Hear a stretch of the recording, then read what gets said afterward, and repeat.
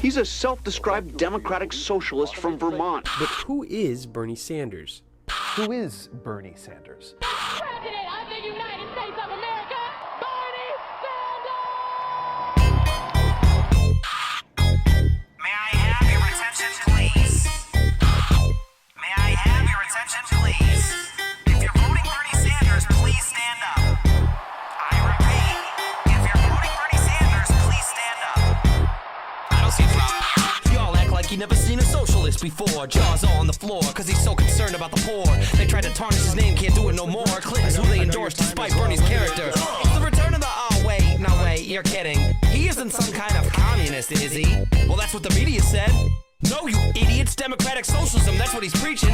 Men and women love to feel the burn. Chicka, chicka, chicka, Slim Sanders, I'm loving him. Look at him, walking around, pointing out the political rut, wants to help all of you. And he's so cute, though. People say he's got a couple of screws up in his head loose, but you would too if you know what's going on in the back room. Sometimes they want him to get on TV and let loose, attack Clinton, but she's already cooking her own goose. Establish politics, establish politics. And if we come together, we can abolish all of this. And this is the message that he's delivered throughout the years. Political revolution, you gotta open up your ears. Of course they don't know what a revolution is. By the time it hits the media, they paint it a little differently, don't they? The country's in shambles. The corporate suits are cannibals who treat their workers worse than zoo animals. But if we can make a stand, then demand a change, then there's a reason that Bernie Sanders cannot get the vote. So if you feel like I feel, he's got the antidote. I can feel it in my bones. Bernie singing, here he goes. I'm Bernie Sanders. Yes, I'm Bernie Sanders. Secretary Clinton is just imitating. So but Bernie Sanders, please stand up. Please stand up. Please stand up. I'm Bernie Sanders. Yes, I'm Bernie Sanders. Secretary Clinton is just imitating. So but Bernie Sanders, please stand up. Please stand up. Please stand up.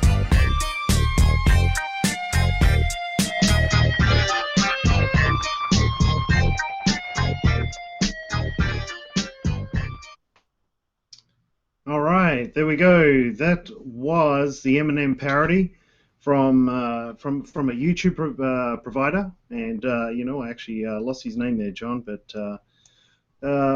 Keith, 52-year-old. So welcome to another Bernie 2016 TV. We're covering a rally from Rochester tonight. I'll be your host, Nigel, and I'm going to be joined by quite a few people on the team tonight. So welcome along. We've got a lot to cover. We've got a ton of things to cover.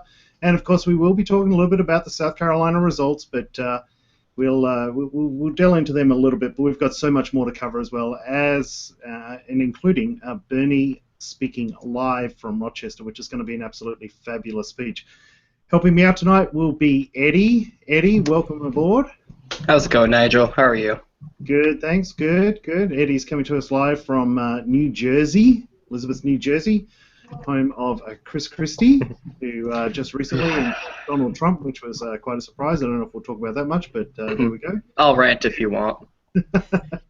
All right, and also we've got helping us out with the on-air comment mods is Denise. Denise, welcome. Hi, Nigel.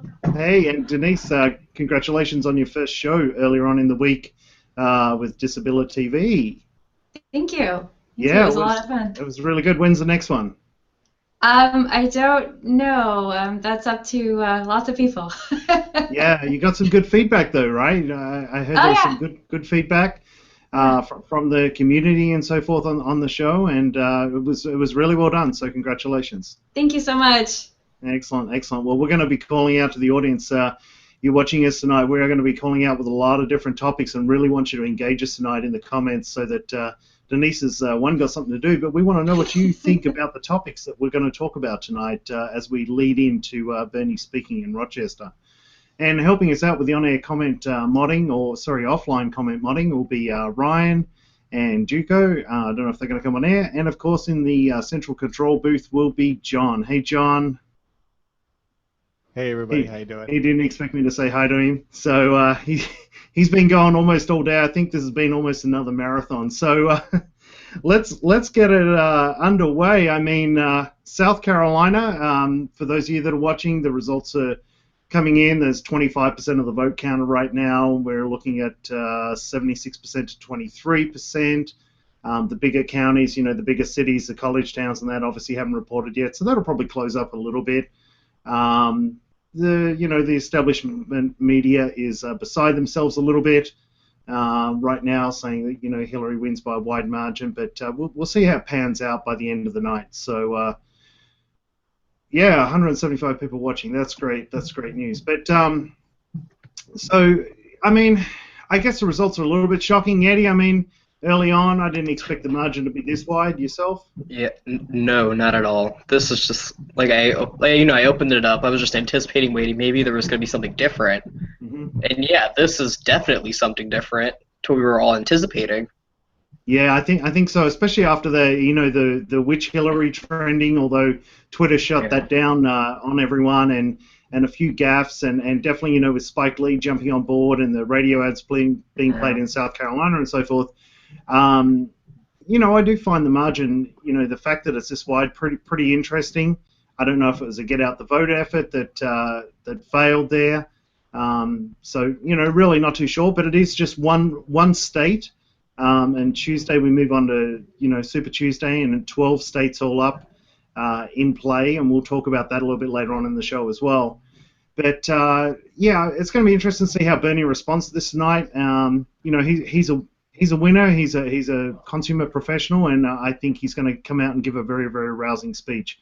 So it's definitely going to be interesting to see. Of course, we know how the media is going to respond. They're going to continue the narrative that it's all over and that, but a lot of our loyal viewers there have been watching the YouTube comments as we've been waiting to come on air. And as they're saying, it's one state. It's not really representative of what's going to come up on Super Tuesday, and I think we're going to see a lot different results. And Bernie's going to be back in the game and catching up on the delegate count. So as Super Tuesday rolls in. So there we go.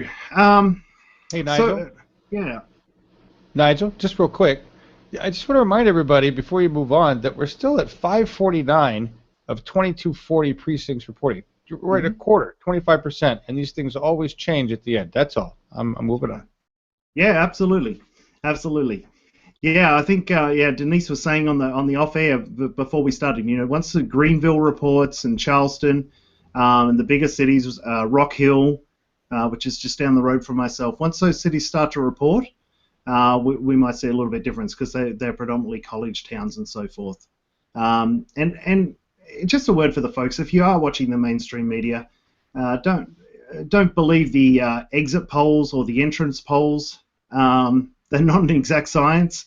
I mean, polls on themselves are not an exact science, but exit polls are a little bit worse. Some of the percentages that they come up with and so forth, because they do, survey a relatively small sample and whatnot. So I wouldn't buy too much into the exit polls and so forth. So it really comes down to what happens on voting day. All right. Okay. Well, speaking of events that have happened, it was on Thursday, I believe, or was it yesterday, that Robert Reich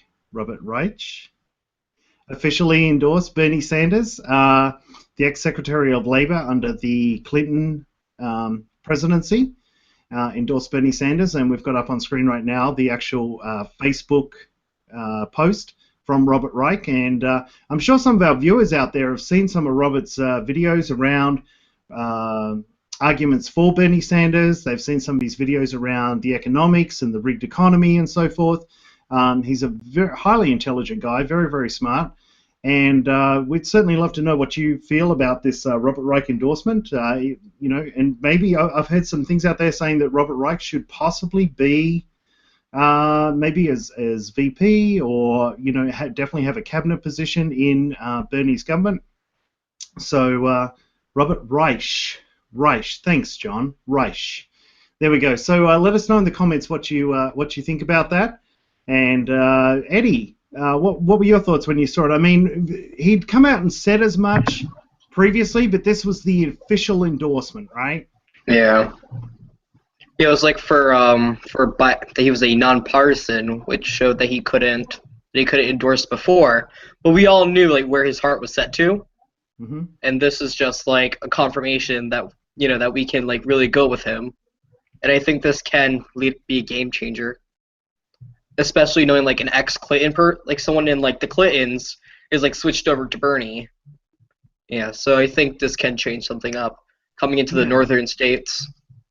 Yeah, I think so. I mean, that was certainly some of the headlines that were out there that, ex-Clinton staffer, supports Bernie Sanders and so forth. And as Robert Reich has said, previously, and he reiterated in his endorsement here, he has respect for Hillary Clinton and so forth, but she's a leader for the system as it currently is, and Bernie is the leader for the system that we should have and the system that we need to get to in terms of government and who government works for. And that's really, if you look at a lot of Bernie's endorsements, you look at a lot of the reasons why we all support Bernie Sanders, it's because we realize the system's corrupt. We realize it's against us. It's against the working man. You've got things like ALEC, writing legislation on behalf of large corporations. You've got, special interest groups just dominating Congress. The congressmen pretty much work for their donors. They don't work for their constituents anymore, and that's why we support Bernie Sanders. So, and that's why a lot of his endorsers do as well. Denise, any comments coming up early on around the Robert Reich endorsement? Yeah, a couple. Can you give me just a minute? I'm having some technical difficulties, I think. Sure. Don't worry. I had to shut some stuff down, and yeah, okay. All right. Just give me... Okay, so we've got some technical difficulties there. I'm just looking at another update there on the votes. I see 31% in right now, and Bernie's up to 23.8%. So percentages right now are adding up to 99.4%. So that's interesting. 140,000 votes so far. I'm not even sure how that compares to turnouts from... I love that graphic. Look at that little guy go. Or is That's it a the Guardian, man? That's the Guardian. That's awesome. It's like I need a link to that.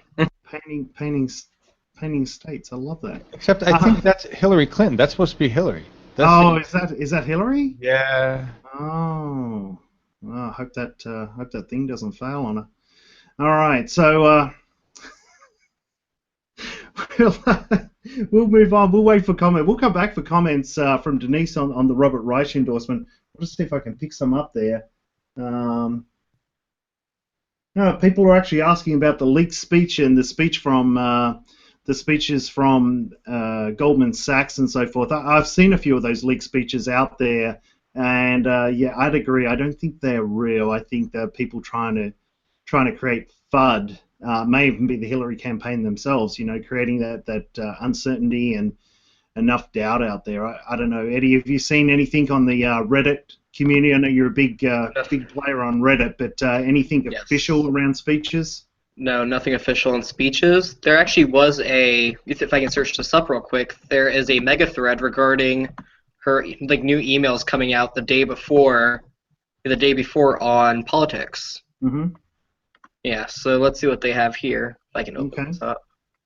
Yeah, have a look at that. I don't know if those speeches will ever come out. I don't know if she'll ever release them. I think it's going to be something like, the Donald's tax returns. I don't know if we'll ever get to see them. I think she'll keep trying to brush it under the covers and just hope that Bernie and his supporters go away. But we're not going to let that happen. That in fact is going to be the opposite. We're going to keep growing from here on out. Yeah. I have no doubts about that whatsoever. Absolutely no doubts. So every reason to be confident. What do you find, Andy? No, I actually have a thought regarding her transcripts.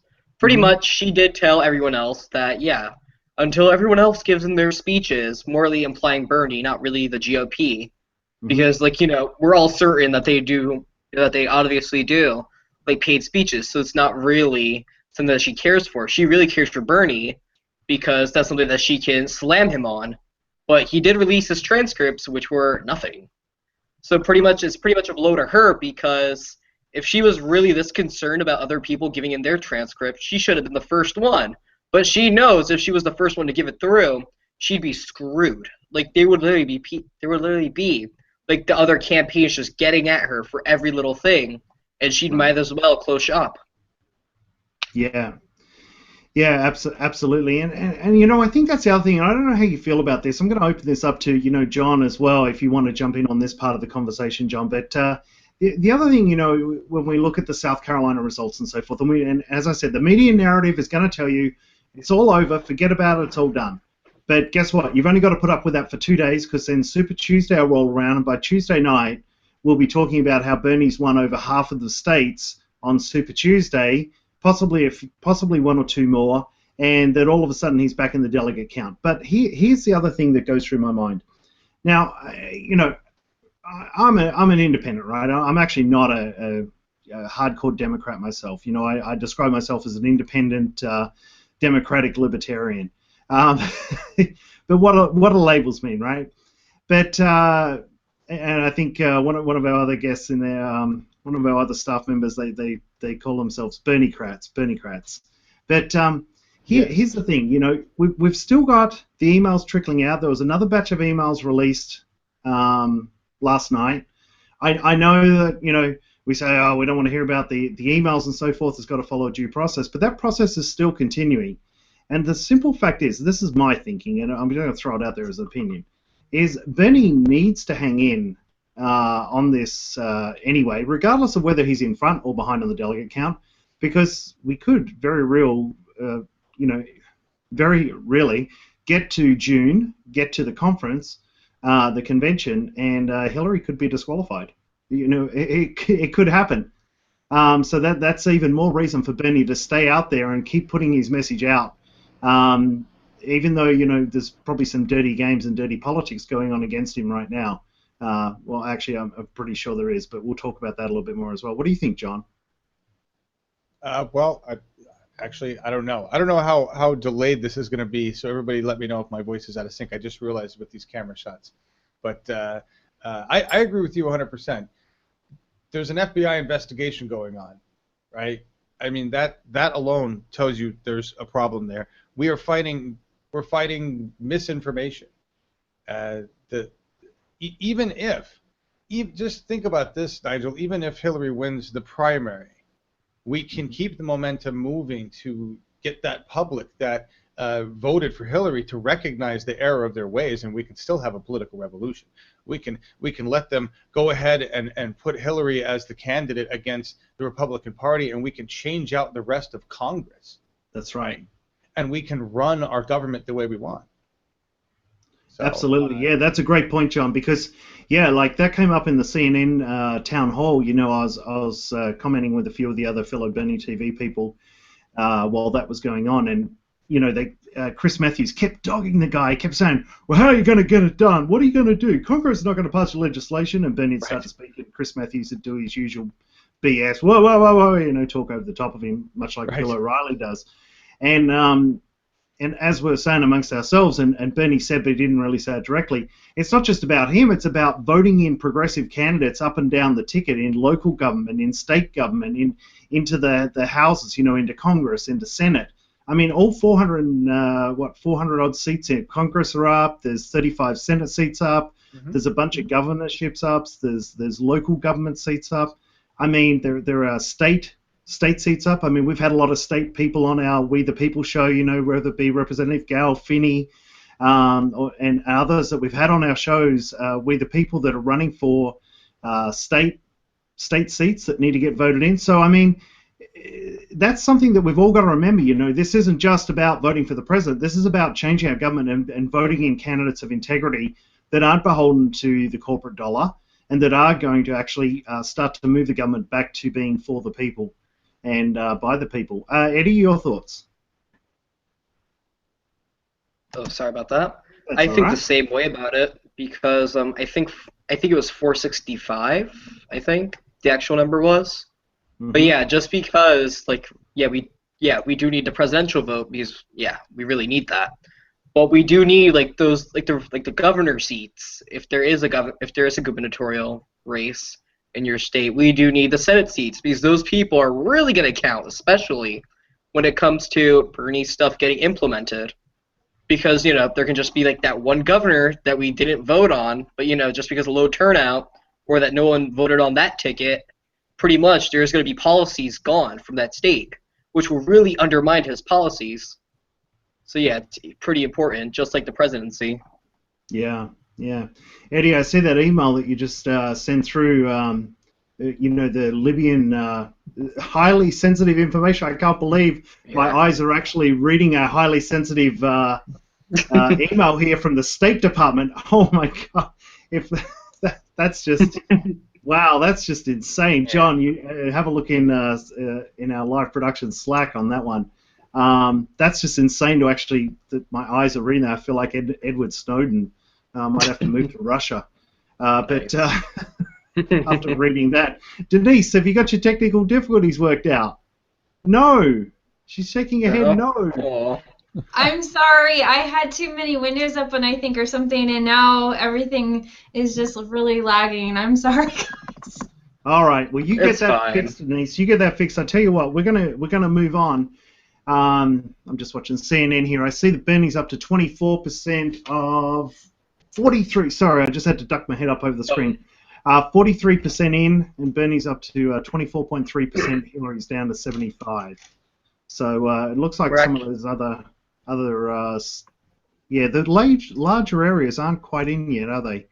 By the looks of that map. Not quite. I wanted to just say one thing on the what you were talking about with the 465 seats, Nigel, and what the opportunity is there. I know we've got the screen up there.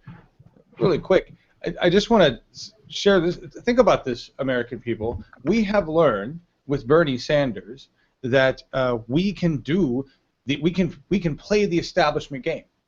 We have learned how to do that. We have learned how to crowdfund a candidate for any place. I mean, we're crowdfunding the most difficult right now, right? Bernie Sanders. This is the most difficult position to crowdfund for. So let's say we don't get him in office. Okay, we reorganize and we crowdfund for every single candidate we can. We've already done the hard work on the first one. I mean, so think about that, folks. And once we have control of Congress, we do what we please, right? Including impeach the president. So I just want to throw that in there. Anyway, yeah, I'm done. Absolutely, 100% agree. Oh, some bad stuff happening down Anaheim rally, KKK. We won't even talk about that. Let's move on to foreign policy. You know, Bernie's been actually hit, quite heavily in debates around his foreign policy experience and his foreign policy team. We all know that Hillary's got something like 1,000 foreign policy advisors. Of course, none that she holds in more esteem than Henry Kissinger, that warmonger himself, who probably should be in the Hague for what he's done. But needless to say, we will move on for that, move away from that, and let's talk about Bernie's foreign policy team, because there was some news that came out earlier on in the week where they actually said, well, Bernie started to assemble his foreign policy team, and when you look at the people he's assembled, the first three people that are definitely known, it's very, very interesting. And the other thing is, you don't see this in the mainstream media, but there's been some articles out there saying that Bernie's foreign policy and his approach to foreign policy is actually, it's refreshing in that he's not a war hawk. He doesn't buy into the same old Israel, build up the military, Zionist type policy, of Wolfowitz and those sort of people, and the warmongering of Henry Kissinger and so forth. He said repeatedly in his speeches that war is a last resort and should be a last resort thing. Sorry, you see my eyes flipping up. It's because I'm looking at the big screen up there in terms of what's happening with the actual votes. Let's bring up the slide of who's on his team, John, because there's some interesting names on that. If we just bring up that slide. So starting at the top up there, we've got Lawrence Korb. Okay. So Lawrence Korb, actually, Bernie first engaged him a while back. He actually named him as part of his team. But next to him is Lawrence Wilkerson, and the other Lawrence Wilkerson is very interesting because Lawrence Wilkerson actually served on Colin Powell's team and was actually a member of George W. Bush's team.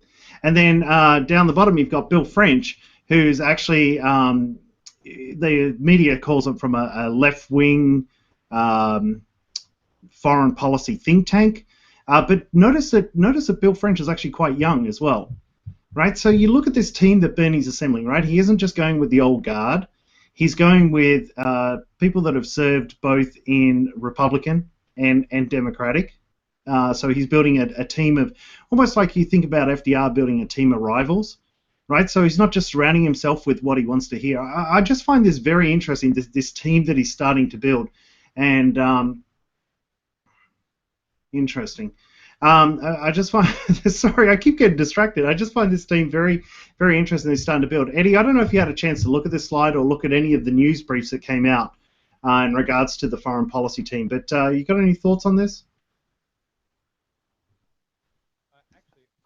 Eddie's gone. Eddie's AFK. My bad. Nigel. Eddie's AFK. No worries. All right, let's to our 400 people out there watching. Why don't you drop us a line in the comments and let us know what you think about Bernie on foreign policy? You know, obviously this is a strong move, or I believe it's a strong move that he's actually building a team. He's announced his team members. I like the look of his team. And what I've read about them, but has any of our viewers out there, if you've read anything on these people, what you think about his foreign policy? I've also heard him, people refer to Bernie as being, aligned with libertarian views on foreign policy because he is a war-last person. War is a last resort. And is focused more on domestic issues, and that actually aligns to libertarian views. And I think that was part of Ron Paul's statement that he released. And I thought I saw in the media, though I can't be too sure if it was an Onion article or how factual it was, but I thought Rand Paul had written something positive about Bernie Sanders as well, which would be very, very interesting if he has, because I certainly think if Bernie could pick up some of the libertarian vote, that would make a big difference. Eddie, you're back. We were just talking about Bernie's foreign policy team. Did you, you have any thoughts on what he's doing around foreign policy? I don't know. For me, I find it a little vague because I haven't looked into it that much yet. Mm-hmm. I've been pretty much primarily seeing more stuff he's really focused on, racial justice and economic policy. I haven't really looked into his foreign policy except on debates, which I find as sort of better. Mm-hmm. I don't really consider myself as much of a Democrat anymore, as we went ideologically. Okay, yeah, whatever. Ideologically speaking, I find myself more left-wing, libertarian-ish because I think we should consider ourselves more in our domestic stuff before we go into other stuff. Before we go into into foreign powers and all this crap. I'm gonna be honest with you. Yeah, most definitely. I really do think that he can take the libertarian vote because that's sort of what they side with. And I think if there's more candidates that drop out in the GOP field or the Hillary field or any of the other candidates and independents, like McAfee and all this other stuff, we can probably take their votes, and that can probably strengthen us even better. Mm-hmm. Yeah, I think so. Denise, what sort of comments we got coming through there around foreign policy or around our previous topic, which was Robert Reich? Yeah, lots of people talking about foreign policy. Thor Crawley says Bernie has the only foreign policy strategy that is actually moral and sane, which I agree with. And it looks like it's kind of that's the similar. Everyone's kind of saying the same thing. Christian Snare, I love this. I'm Norwegian and I love Bernie's foreign policy. Wow. That's. I do too. I like the fact, Eddie, to pick up on what you were saying. War last, focus on domestic first. I think for too long now, since probably 2000, late 90s. And I wasn't quite as in tune with American politics until I came over here in 2004. But the focus has been definitely way too outward. Obviously, 9/11 had a big impact on that, but way too outward, way too, focused out in the rest of the world and not focused enough domestically. And and we've seen that that's been used as a very effective distraction to keep the public, focused on war, focused on the Middle East, focused on those conflicts, and totally miss the stuff that's been going on domestically here in terms of changing, how Congress works, some of the bills that have gone through, and really have made a lot of the middle class a lot worse off than what we were 10 years ago and, going back 20, 30 years ago. Lots of people agree with you on that, Nigel. They're saying... Zidane Kuja says it has to be a foreign policy that won't destroy countless countries. There's no need for a waste of taxpayer money or taxpayer money to cause destruction and misery. They're talking a lot about that, how we need to heal America and not be out doing destructive things. Yeah, absolutely. Absolutely. So, all right, well, let's, another item that came up in that CNN town hall debate was a question around Bernie's faith. A lot of noise has been made around Bernie's faith. You know, he's a secular Jew, maybe even an atheist, you know, or an atheistic Jew. I don't know, wherever he stands on the actual, you know, sliding scale or paradigm or whatever, and not to get into a big religious discussion here, right? But, you know, he was asked a question, and John, we might bring up slide 2 to start, actually, if we can just bring up slide 2. Sorry. So he was asked a question around what does his faith mean to him, and he made some statements there, and I'm not going to read them all out, but some of them are just hitting home, you know. But the thrust of it all was that we're in this together, and that really drives him, right? And I just thought it was such a powerful response, but also such a genuine response. Eddie and Denise and our viewers out there, I don't know if you actually got to see what he said on the CNN town hall debate, and we've got a really special clip coming up. You did, Eddie? Yes. Oh, right. So what do you think? It was genuine, right? It was such a genuine. Oh. Yeah, but I find it, in my thoughts, you know, yeah, I love that he responded, like, you know, like such that powerful way. Mm-hmm. You know, it'll contend to like the more secular people and like the people that are just like, yeah, we find religion as we're all in this together. We shouldn't really.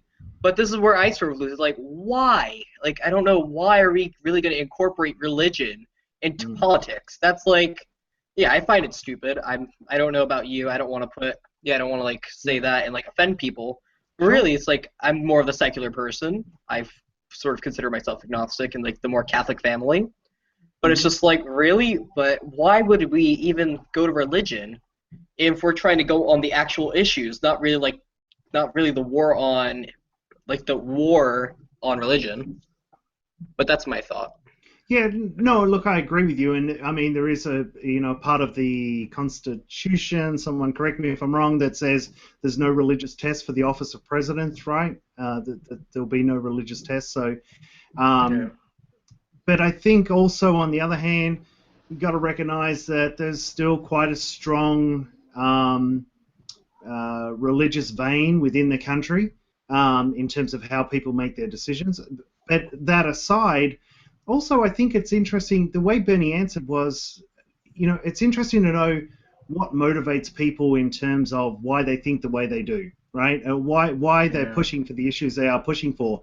And in that context, his answer made perfect sense, right? You know, when he said, if your child hurts, if you hurt, I hurt, right? And that's so true. That's so true, right? Because if people are out there hurting, right, then we all hurt. Society hurts. I mean, we've seen that, right? When youth unemployment rises, when people aren't making enough money to even live on, right, society hurts, right? That pain gets distributed throughout society, whether it be in rising crime, whether it be in, you know, other social injustices and so forth, and it rolls on. So I think very, very interesting the way he answered. And I know John's queuing up a clip, which I haven't seen yet. I'm so looking forward to seeing. John tells me it's going to make me cry, but so just because he said that, I'm actually not going to cry. So, because, you know, big boys don't cry. Yeah, you will. You will anyway. But I want a beautiful answer for Eddie, Nigel, and I just wanted to add one piece. Eddie, take the word religion out and replace it with the word belief. Belief. All right. They asked Bernie, what do you believe in? All right.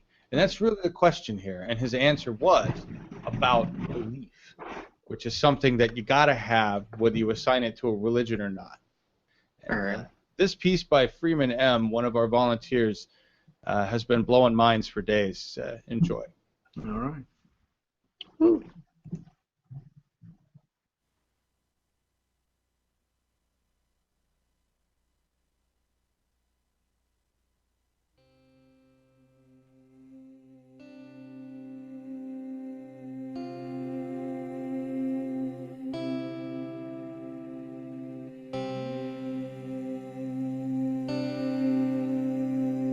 This is what I believe.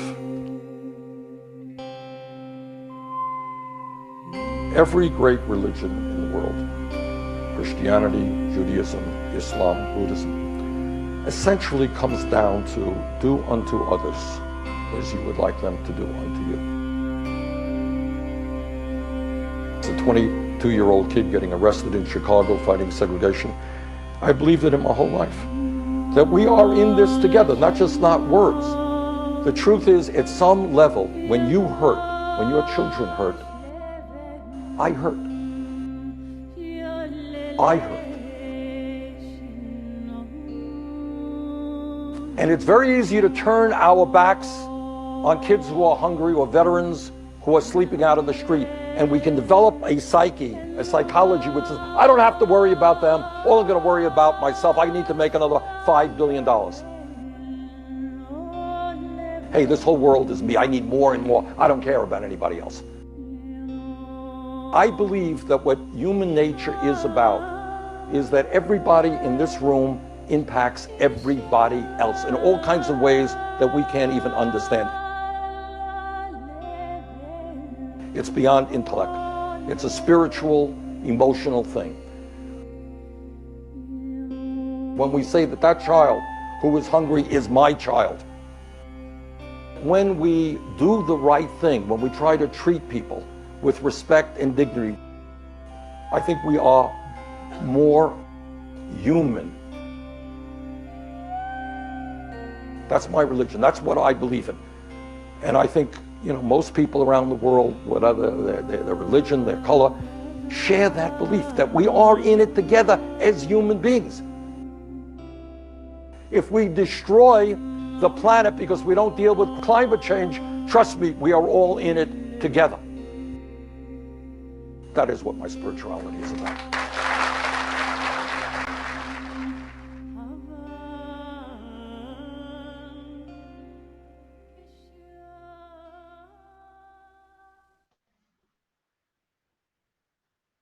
Wow.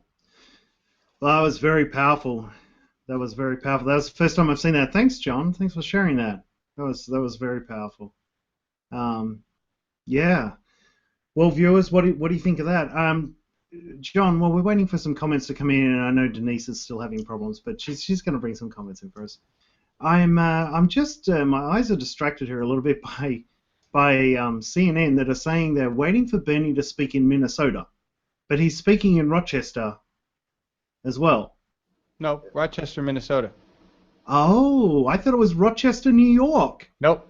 Oh, there we go. There we go. I was like so confused. I was like, how the heck is he going to get from Minnesota over to Rochester, New York in like 10 minutes? Like, seriously. Look, he still did like crazy ass plane flights. That Hyperloop isn't built yet. So no, I know. We don't have Elon Musk as the Secretary of Technology and Energy, right? That's what we need. We need Elon Musk as our technology and energy secretary to rebuild the infrastructure. I'd hire him for the job. There you go. Yeah, absolutely. Absolutely. It would be, that would be the other thing about a Bernie presidency, right? To get some of the old guards, some of the people that have just been taking the revolving door from administration to administration, or from corporation to government, back to corporation, back to government, that tired old behavior, just out of play, and get some fresh ideas in there and some actual fresh direction. Like, it's funny, like back in the 80s when Reagan came to power and America got inundated with the whole supply side economic argument and the trickle down economics, and voodoo economics, as the first George Bush called it until he ran on Reagan's platform.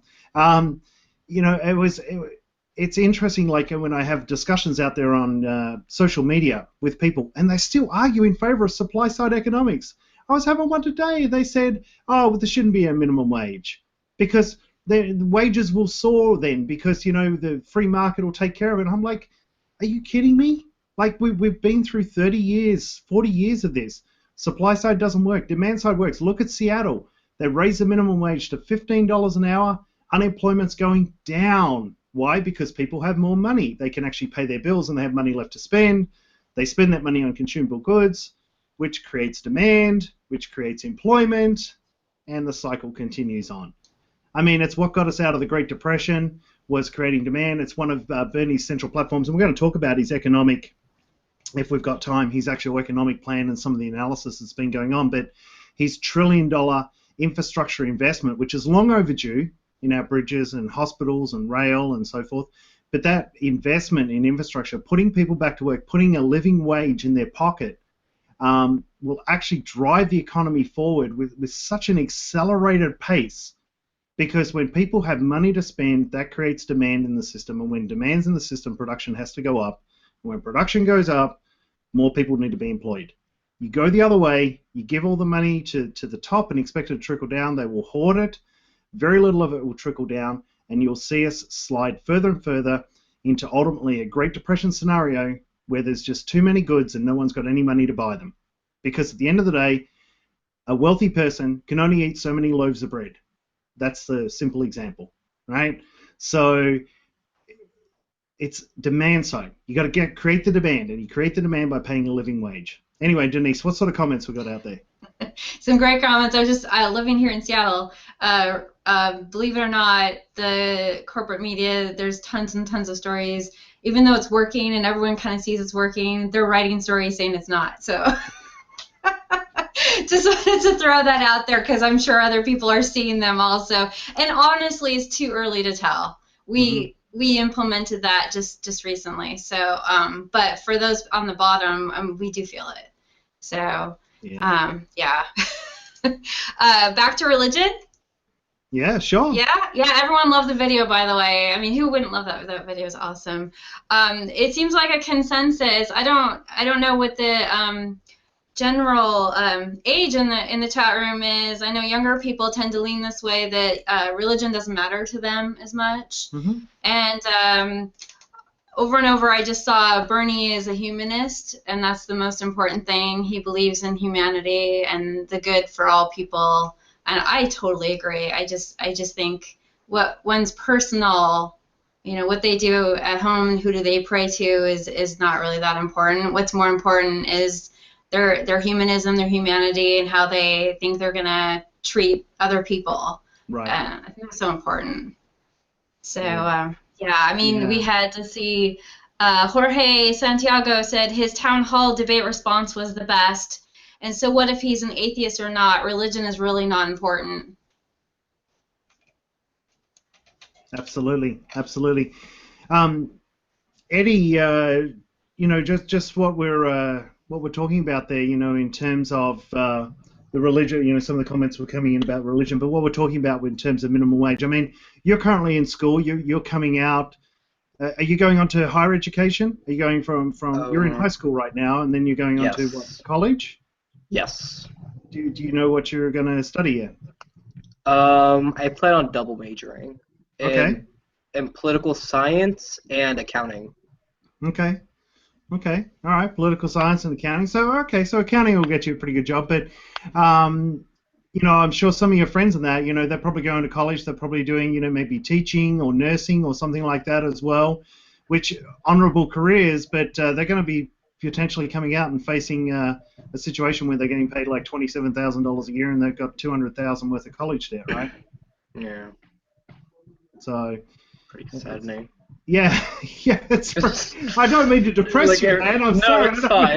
It's fine. It's fine. All right. Yeah, I don't mean to depress you. But... I've heard worse, and I've thought of more depressing. So this is nothing. Yeah.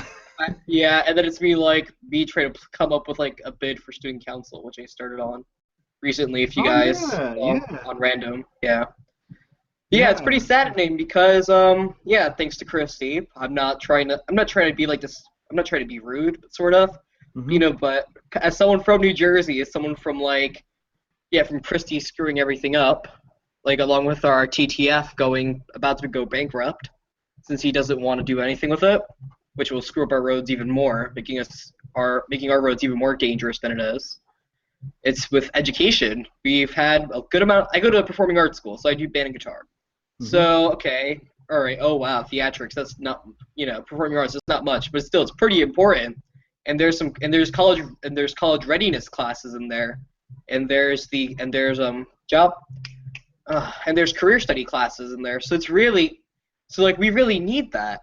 Which because there's going to be some people going into the job field immediately, probably not going into college or probably going into technical schools or anything like that, and we need them to be ready. And that was sort of my platform. My platform statement that we need to invest more into our programs, and especially in our AVID programs, because that's the only way we can actually get stuff done here is to have an educated field. And that's what I don't see happening that much. Yeah, so. Oh, Eddie, I'm not trying to boast about myself.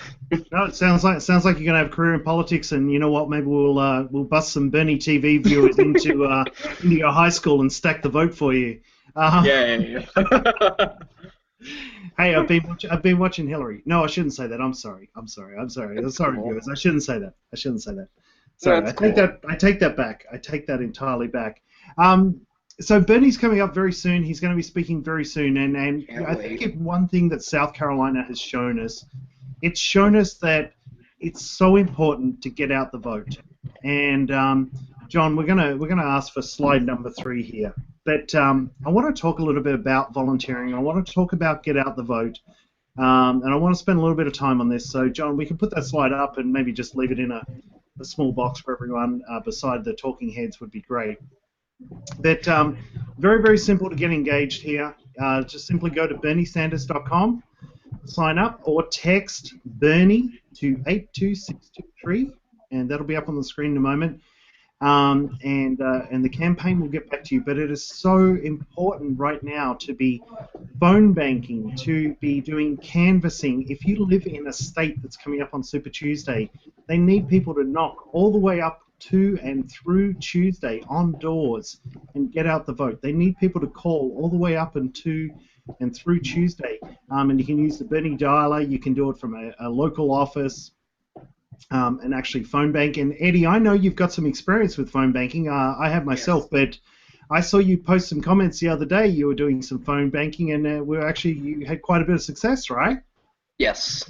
Yeah, tell us about just tell the viewers what it's like to phone bank. Just sort of walk them through the experience at a high level in terms of how it worked. Well, for me, I prefer using the expert dialer. I'm accustomed to the new kind of dialer, like the hub dialer, I think they call it. Yep. Yeah, I don't prefer it that much. I prefer like the LiveVox one. I don't know. I just get more demographics, and it's like pretty easier for me to handle. Yep. And yeah, for Colorado, I've been primarily phone banking in Colorado for the past week. So far, I've gotten about 30 people feeling the burn, about like 1 or 2 Hillary supporters.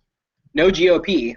We had nothing. Yeah, I found no one with GOP, and then like the rest were probably some wrong numbers. So I got about like 60 people in within the week. So it's pretty cool. So what I like to do is I probably get a cup of coffee with me. Yeah, I get to feed my addiction. If you make coffee addiction, I just get a cup of coffee with me. I get my phone ready. You should charge your phone or have it charged next to you, or just bring your charger next to you and get it ready. You should have at least 1 monitor or 2 monitors open, so that you can just navigate through. What I prefer to do, especially in caucus states, you know how they've said that there's been changes to where the sites are now. And when I talk to people, a good amount of the people, they did not know their caucus site. So really, that can be a change of turnout. So really, what I do is I stick to the script most of the time, and then maybe I do change it up a little bit just to sound a little more casual and welcoming. Yeah, to undecideds. And then I just go along with it. By the end, after I get their answer, regardless if they're a Hillary supporter, if they're a Bernie supporter or not, I just go to them. I just calmly go to them as like, do you want to do your caucus site? Because just because they are a Bernie supporter, you should still let them go vote and know like what they need to do. Because hey, what do you know? It can probably change. It can probably change their view that someone is actually concerned enough to know where you're gonna vote. Like to know like what do you want to do and where do you want to vote. Who cares if they're not really, if they don't feel the burn? That's gonna be people. That's life. Right. So pretty much, yeah. So I just give them their site, then either if they want to hold a conversation or talk about thoughts, which I do sometimes because why not? I have nothing up, I don't have a social life, so it's pretty fun for me to like talk to people. I talk to people about things or debate about it. So yeah, then after you hang up, it's calming to know. Like, it's calming. You're obviously gonna get some people that won't side with you or like the really rude people, but it's normal. Yeah, normally you just politely say goodbye. Like after they're done, you just politely say, all right, thank you, goodbye. You put in your thing, and you're good. Excellent. And then the system automatically dials the next number for you and brings it into your phone, right? Yeah, I got to use the new hub dialer. One of the first, I think it was the first day they released it or the second day they released it, I got to use the new hub dialer, and I found it pretty good, although I haven't used the old system. We do have more numbers in from South Carolina. There's 78% of the vote in now. 73% to Hillary, 25.8% to Bernie. There's a vote differential of 146,000 votes. I think because of the differential, there's going to be some sort of accelerator there on the delegate count to Hillary. I haven't got what the current delegates are going to be awarded. Bernie will be coming on stage very, very soon. But Eddie, I wanted to pick up on something that you said there, where you said about a voter, getting a voter out. Right, even if it's not a Bernie supporter, helping them get out there and get out the vote, and that's something for our viewers to remember, and Bernie supporters to remember that that's one of Bernie's core beliefs, that turnout, right? Not just turnout being high so that Democrats win, although he does say that, but turnout being high that the population of a country should be engaged politically. And we should be paying attention. We shouldn't be apathetic. We shouldn't be letting politicians just say something or letting the media just tell us a story. We should be doing our research. We should be understanding what the issues are. We should be understanding what they mean to us, what they mean to our brothers and sisters. And that's the way we should be voting. And Bernie says, may the best idea win. That's why he's a big proponent of not running a negative campaign, of running an issue-focused campaign, and trying to bring the conversation always back to the issues, right? Because that's what it's about. Look, Democrats don't have, 100% rule on what the winning ideas are. Neither do Republicans, neither do Independents, neither do Libertarians, right? They have varying degrees, and different ideas all contribute to the fabric of society. So.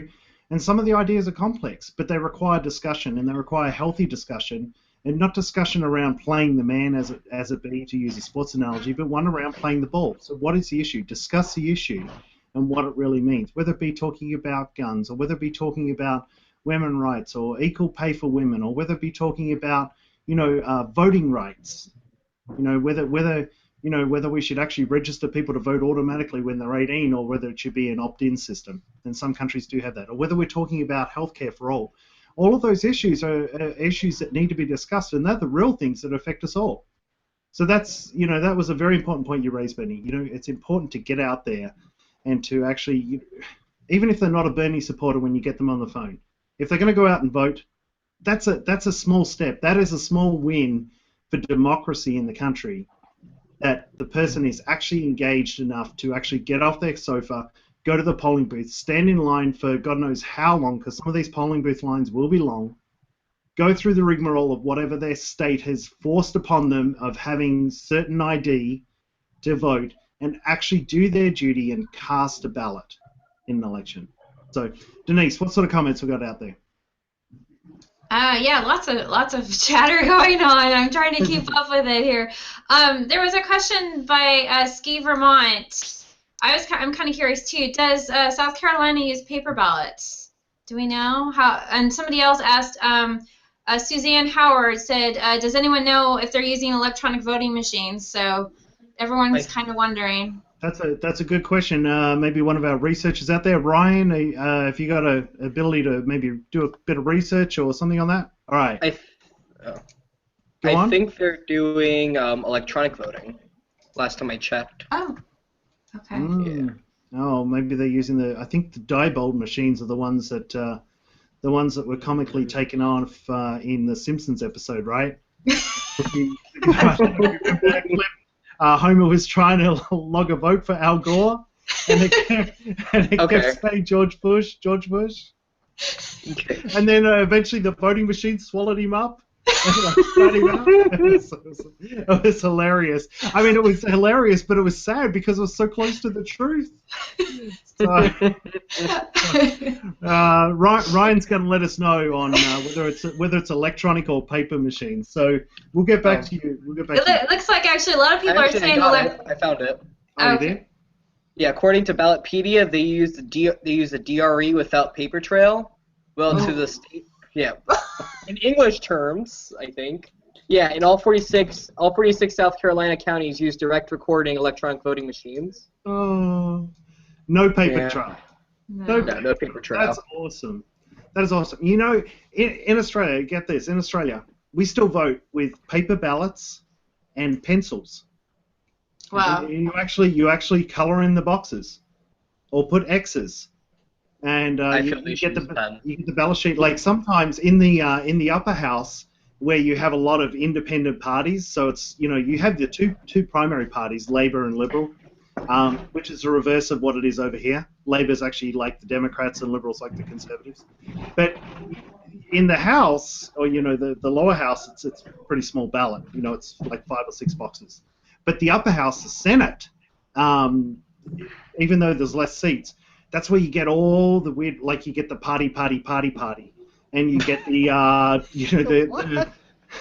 you get the marijuana reformers party, and you get all these single issue parties come up in the Senate, right? So sometimes you walk into the polling booth and your ballot like stretches out. It's like this long, and you're like, and they say like you can just number above the line, which means then your vote. If your party doesn't win the person you voted for, their preference will go to whoever they say, right? So it's basically you giving your power to that person. Or you can number every box below the line, and sometimes you just feel like doing it. So I like numbered like all the boxes on here. There was like 127 boxes on this ballot sheet. You guys are the real case for electronic voting. You're a case for electronic voting, but tell them the real shocker, Nigel. Tell them the real shocker about what goes on in Australia. Isn't voting mandatory? Mandatory, and if you don't vote, you actually get a fine. You actually get a fine unless you can come up with a very good reason of why you can't vote. And actually, when they call the election, within 3 to 4 weeks of calling the election, even if it's 3 months out, absentee ballots are available. Mail-in ballots are available, and you can get a mail-in ballot. There's no excuse not to vote. They get a small percentage of donkey votes, but most people take their right seriously. The elections are also publicly funded, which is one of the things where Bernie actually wants us to get us to is public funding of elections. So there's none of this money. Every candidate gets a certain amount of time on public TV to pitch their case. And then there's a capped budget that they have to spend. And if they don't secure a minimum percentage of the vote, and I'm not sure what it is, whether it's 5 or 10%, they don't get any of that money back. It's not like they get the money up front. The money gets given to them after the election. It's a beautiful system. And that sounds radical. That sounds socialist.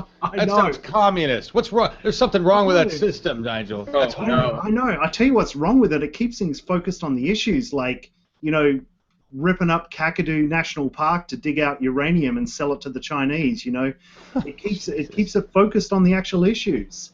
It's great. And if you look at Australia, despite liberal progress down there, the conservative progress over the years.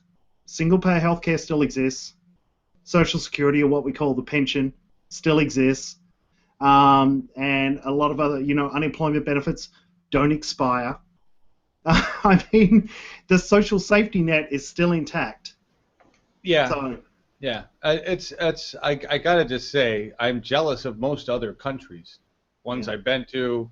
I like traveling abroad because I like to actually see reality and knowing what mainstream media puts out there. Haven't been to Australia. Already sounds better. For a lot of reasons. Costa Rica, I just got to just I don't know what you guys do for your pension. I've heard a lot of countries that just have like a very different plan, and I hear a lot of people say that's related to the size of the country, right? And it's a smaller country, you can do some different things there. Okay, whatever. I disagree with the whole size argument, but Costa Rica actually builds houses along the beach, close to the beach area. Now, all of the beach area in Costa Rica is owned by the citizens, right? It's all considered national park.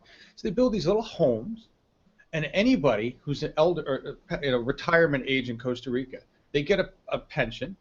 Doesn't matter what you've done in the past, you get a pension. I could go to Costa Rica, sign up to get a pension, start getting one today. Nice. Okay? And literally, I go over there, fill out the papers. I met an expat there. That's what he did. Signed up, filled out the papers, getting a pension. All right. Mm-hmm. But they build these houses for the retired and the elderly, and then they can take a bus and go spend a weekend at the beach in these houses. Nice. It's beautiful. Nice. Beautiful. Just yeah. Anyway. That is nice. Yeah. Well, I'll tell you what we did 20 years ago in Australia. We saw the the age bubble coming along the stream, and we said, okay, this is going to be a problem. So we implemented what's called superannuation, which basically meant the employer has to put in a percentage, and it started at 3% of your salary. The employer was forced to put in. That was mandated. It was part of all awards. And then over the last 20 years, it's progressively gone up to 15%. So now when you work in Australia, 15% of your salary goes into a retirement fund, a superannuation fund, which is like a 401k over here. So it goes into a superannuation fund. And then you can put in on top of that as well. And the whole idea is that we saw this age bubble coming along and what it was going to do to the old age pension system, and we wanted to supplement it. So it was like massive planning in advance. That's the stuff you can do when you have mandatory voting, when people are engaged in the political process. Hey, Nigel, Yeah. I'm just going to interrupt for this really important moment here. Yeah. Bernie is exiting the plane in Minnesota. Oh, let's bring that up. We have Periscope. Here we go. All right. This is exclusive, folks. Bernie 2016 TV.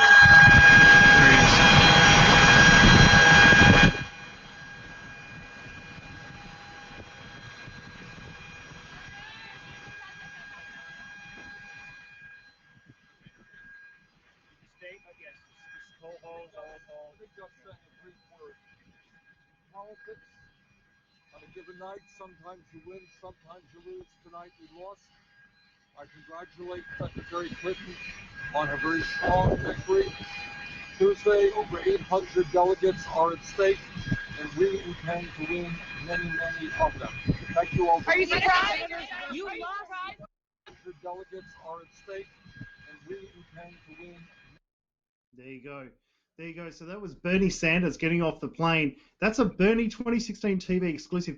You know, I was just telling my daughter the other day, this is the new media right here. Forget the mainstream. This is the new media. We are just like, we're all over it. Denise, did comments go wild when that happened? Yes. There was lots of chatter though, Nigel. Really quick, if you don't mind. Being Australian, everyone was asking. First, there's two questions. First, what's the minimum wage in Australia? And second, and I second this question, how are the disabled treated in Australia? If you want to take those questions. Yeah, absolutely. So, sorry, I just saw a note from Eddie in the chat there. Yeah, so the minimum wage in Australia, I believe last time I checked, is now at $16.75 or the equivalent of $16.75 US, I think it is. It is relatively high. We actually don't tip that much in Australia, believe it or not. If you work in the restaurant game, we actually don't tip that much either. 10% is actually pretty high. But if you work in a restaurant, if you work in any job, your minimum wage is going to be up in that $16, $17 an hour. So that's the minimum wage. And what was the second question in regards to disabled? Disabled. Yeah. So that's the other thing about Australia. We are very, what's the word I'm looking for? It's actually, you know, politically correct has got negative connotations over here for some reason. But we are very welcoming and embracing to whether it be disabilities, whether it be sexual orientation, whether it be race. There is definitely a small pocket of Australia of the old guard, what I'd call the old guard, you know, the people over 60 that still have a problem with, Aboriginals. They still have a problem with the high Asian population in Australia and whatnot. But most of the people below, 55 down, very, very, very accepting. Like, if you just spend some time in Australia and watch Australian TV shows, listen to Australian comedy, listen to Australian music, it's a very liberal society in that regards. I know they're trigger words over here, and that's why I struggle to sort of describe how it is in Australia, but we're not hung up on those things as much, right? Most Australians are not hung up on those things as much. They're more focused on go to work, but you go to work to live. You don't live to work, right? So you go to work to live. You enjoy the weekend with your mates. You enjoy getting around the barbie. I know it sounds cliched, but you enjoy getting around the barbie. You enjoy having beer. You enjoy your sports. You take pride in your national sports teams when they do well, like the Wallabies in rugby. I mean, it really is fairly laid back, happy society, you know. So you have a life. You have a life that doesn't revolve around a war machine and constant struggles for resources you don't need. I don't understand that. That's socialist and communist. I know. And you know what else is like? You actually feel so much relaxed. You feel so relaxed because you know that, like, if the economy is the economy, right? Right. Private industries, come and go, and sometimes business leaders make bad decisions and their businesses go under. But if you lose your job, your family's not going to go without healthcare, and you're not going to go without healthcare. If you lose your job, that you're going to get unemployment benefits until you get another job, and it's enough to live on, but it's not enough for 90% or 95% of people to say, I'm happy to just take that and do nothing else. You want to go out and get a job, right? You want to earn more. So it's more relaxed in that way. You feel more at ease. Like, even over here in America, I've been very fortunate in terms of the job that I've, been able to secure and so forth. But I tell my wife often, I say, I feel insecure over here. Mm-hmm. I feel like that, I'm one major illness away from financial ruin. I'm one, the company doing something wrong and one job loss away from just, going under and losing everything. And it's like, it just feels so tenuous. Mm-hmm. And it's a feeling that I've never experienced until I've been over here. That's so fascinating that you say that. I live in that stress every day from the time I turned 13 years old, with illnesses and things like that. And that it's great to hear from somebody from a different country, their take on coming over here, because the other side looks so nice, Nigel. Yeah. No, I mean, we even like, it's funny, we combine sport. You talk about disabilities. Mm-hmm. I mean, we even like the Paralympics are big even on TV down in Australia. It's like that's the big event for us as well. It's like we get into it. We get behind our Paralympians. We get behind those people that have achieved amazing things and continue to achieve amazing feats. Despite the obstacles that life's handed them. So it's look, it is different. It is different. A lot of people always ask me. They say, what the hell are you doing over here then? And you know what? I mean, my family's here. I've been here 10 years now. And home's where the family is, and you make a go of it. And you know what? If I can help people understand what it could be like over here, if we could adopt even half of the policies, that Bernie's fighting for. And just give a different perspective, because I saw it even in my wife. She was when she only lived in America, and it's changing now with the internet and access to a broader scope. But before 1995, if you lived and grew up in America and you never traveled outside America, your view was pretty insular in terms of what was reality and what wasn't reality. That's why it's so important to hear your that. A lot of Americans think that what you're describing would collapse an entire society within weeks. Mm-hmm. They don't understand that lots of countries actually manage just fine that way. So it's great to hear that. Yeah. Yeah, absolutely, absolutely. I'm going to give a South Carolina update now. There's 92% of the vote in, according to the numbers I'm looking at, and 95% now. 73.7% for Hillary, 25.7% for Bernie, 168,000 vote differential. I'm not sure how many votes the Republicans got in their South Carolina primary or what their total vote count was, but we're up to about 340 now on the Democratic side. So I've been watching this from a turnout and an enthusiasm level. I've been trying to sort of track that because I've noticed that the Republicans are actually getting a slightly higher turnout, it seems, in the early contest. I don't know what's going to happen in the Super Tuesday states, but we'll see. Denise, have you done any phone banking or work for Bernie or volunteering for Bernie? Lots of stuff on this channel. Lots of stuff on this channel, yeah? No. Any canvassing or anything like that? Yeah, I live in Seattle, and so during the summer when the weather was still nice, I did some flyering and stuff, Nice. which was a lot. It was a lot of fun. Yeah. Yeah, that's great. That's great. All right, excellent. Well, I guess we'll, John, why don't we take a 30-second ad break here, because I've been talking for a while. So we'll show one of Bernie's ads around the oil and gas and fighting for people. So we'll take a 30-second ad break, and then we'll come back and we'll talk about the upcoming contests. And by that time, Bernie may even be on stage.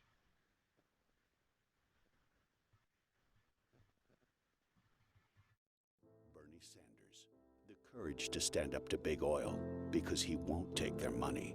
That's why Sanders said no to the Keystone Pipeline and never waffled. He's also the only candidate to oppose fracking because fracking can endanger our drinking water and threaten our climate. Sanders has the most far-reaching plan to fight climate change and build a clean energy future. Bernie Sanders, people before polluters. I'm Bernie Sanders, and I approve this message. All right, there we go. A little quick ad break for us so we could take a moment, and I didn't even take a moment to get a drink. I just completely forgot. Ryan, thank you. The South Carolina GOP voter turnout was 737,000.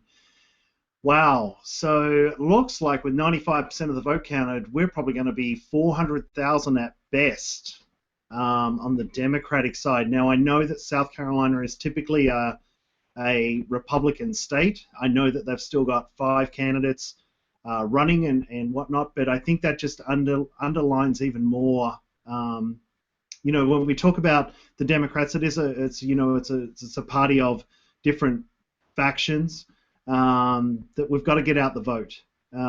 We've got to work even harder on getting out the vote, especially as we come up through the upcoming contests for Bernie, but when it comes to the general as well, it's going to be very important.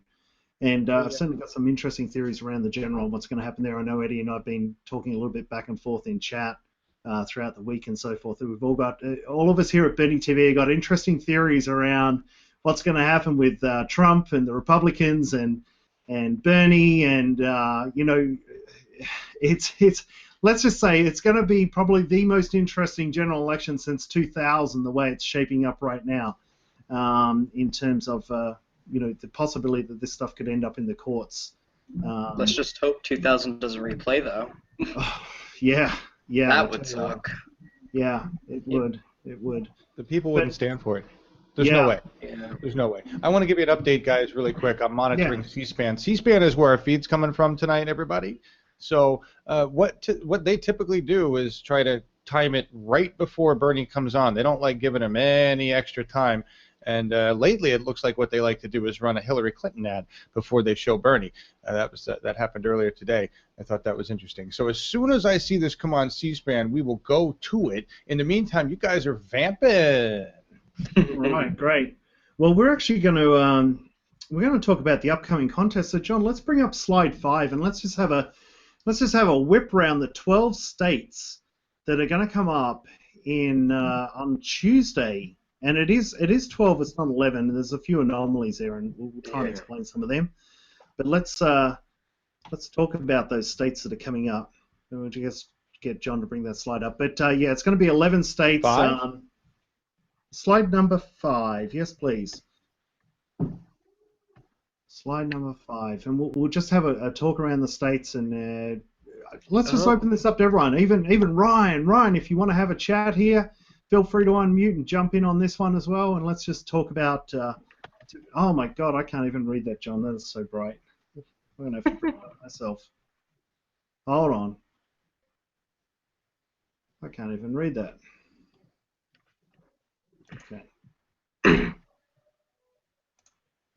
Let me bring it up so I can actually see what I'm doing. Wow, that's bright, isn't it? It's like it's not. It is. This is what we get for using, Google Slides to do our high-end graphics at Bernie 2016 TV. This is the slide you want, right? The one with the Super Tuesday states. That is the slide I want, but I can't read it. That's okay. I can tell you got Alabama, right? Alabama, which they think is going to be very similar to South Carolina, typically a red state. Yeah, you got American Samoa. Yep, 10 delegates there. Arkansas, which is anyone, right? Who can vote? Anyone. Colorado. What is Democrats abroad? What do they mean by that? Do you know? Yeah, so basically, Democrats that are abroad right now, that are out of the country but recognized as Democrats, they've got between March 1st and March 8th to vote. Okay. Nice. And then. So do they? Go ahead. What, Eddie? So do they get their own state count or delegate count for that, or do they just go, or do their votes just go to the state they voted, they reside in? No, there's actually 17 delegates at stake. Wow. Yeah. All right. Well, 13 are pledged. 4 are super delegates. So I guess that must be 4 people out of the consulates or something like that. I know when we were down in Australia and my wife voted in 2004 and 2000 as well, she got her ballot from the U.S. consulate down there in Sydney, and it was basically the same ballot as everyone got over here in terms of the president. It had Bush and Gore, and then also she got a home district ballot for her last registered address, and she filled in the vote and returned it. So there you go. Colorado, we've got Georgia. I can see it now, John, for some reason. We've got Georgia, which is a big prize, 117 delegates or 102 pledged. Massachusetts is going to be an interesting one, 91 delegates there, and that's very close for Bernie. Last polls I saw, it was pretty even. It's a northeastern state. So Minnesota, I believe he's doing well in, right? Yes, he's winning. He's winning Colorado. I think Minnesota, definitely Vermont. And he has a 1 to 2 point lead, but that's still in the margin of error for Massachusetts. Right, and Oklahoma as well, right? When I was watching the other night and I heard Sherry talk, Sherry said that he's doing quite well in Oklahoma. There's a lot of people out there feeling the burn. Did you see the Tulsa rally? It was huge. Yeah, that was huge. Mm-hmm. And Texas is going to be interesting as well. A lot of people are saying that Texas is a write-off. But that rally today, that rally that got delayed down in Austin, you guys covered that, right? I was out selling Girl Scout cookies. Huge. But what was there? 17,000 people down there? 13,000? 14,000, I think. 14,000. Yeah. I don't know. Yeah, they were saying 14,000. 13,000 were on their way. 14,000 at the end. I think was what they were counting. Huge. Yeah. That's awesome. I mean, that is just awesome. And we saw turnout like that in Texas right at the start of this campaign. I remember covering a rally. I think it was in San Antonio, maybe, where he drew like 11,000. This was just before he did the big rally in Wisconsin or somewhere, and he drew like 25,000. It was just amazing that these people are turning out. I don't think Texas is as clear-cut as people think it is. And Virginia, and then I think coming up March 15th is West Virginia, where he's also surprisingly leading by a huge percentage as well. So quite a lot of states there coming up. I guess I'd like to hear from our viewers, from the almost 500 people watching. What state do you live in, and have you already voted? If you've got early voting in your state, if you're one of the Super Tuesday states, have you already voted? I've seen a few tweets from a few people out there in the Twitter land saying that they've already sent in their early ballots and they've got photos of them and whatnot. But if you've already voted, let us know. If you're going to vote, let us know. If you're helping with canvassing or getting out the vote, if you're in a neighboring state, let us know as well. We'd love to hear from you. let us know what states you think Bernie's going to do well in, and let's see what we get there in terms of conversation. What are you seeing coming up there, Denise? Oops, sorry, had to unmute there. Can you hear me? I can hear you loud and clear. Okay. Misty Air said, I'm in Texas and I voted for him a few days ago. Nice. A couple people from Texas saying Texas is purple. Let's see. And at Washington, hi Washington people. There's a few of us. We don't vote until March 26th. Well, we don't vote, we caucus. Okay. So, Maryland, Iowa, let's see. Minnesota caucus is March 1st. Isn't that Super Tuesday? Didn't we say that? That's Super Tuesday. Yeah, Minnesota's up. 77 delegates at stake. Florida is actually voting. I'm trying to follow. There's lots of everyone's commenting. I missed that one. Sorry, guys. Florida. It looked like they were voting soon or pretty soon. Yeah, everyone's from everywhere. Pennsylvania, California.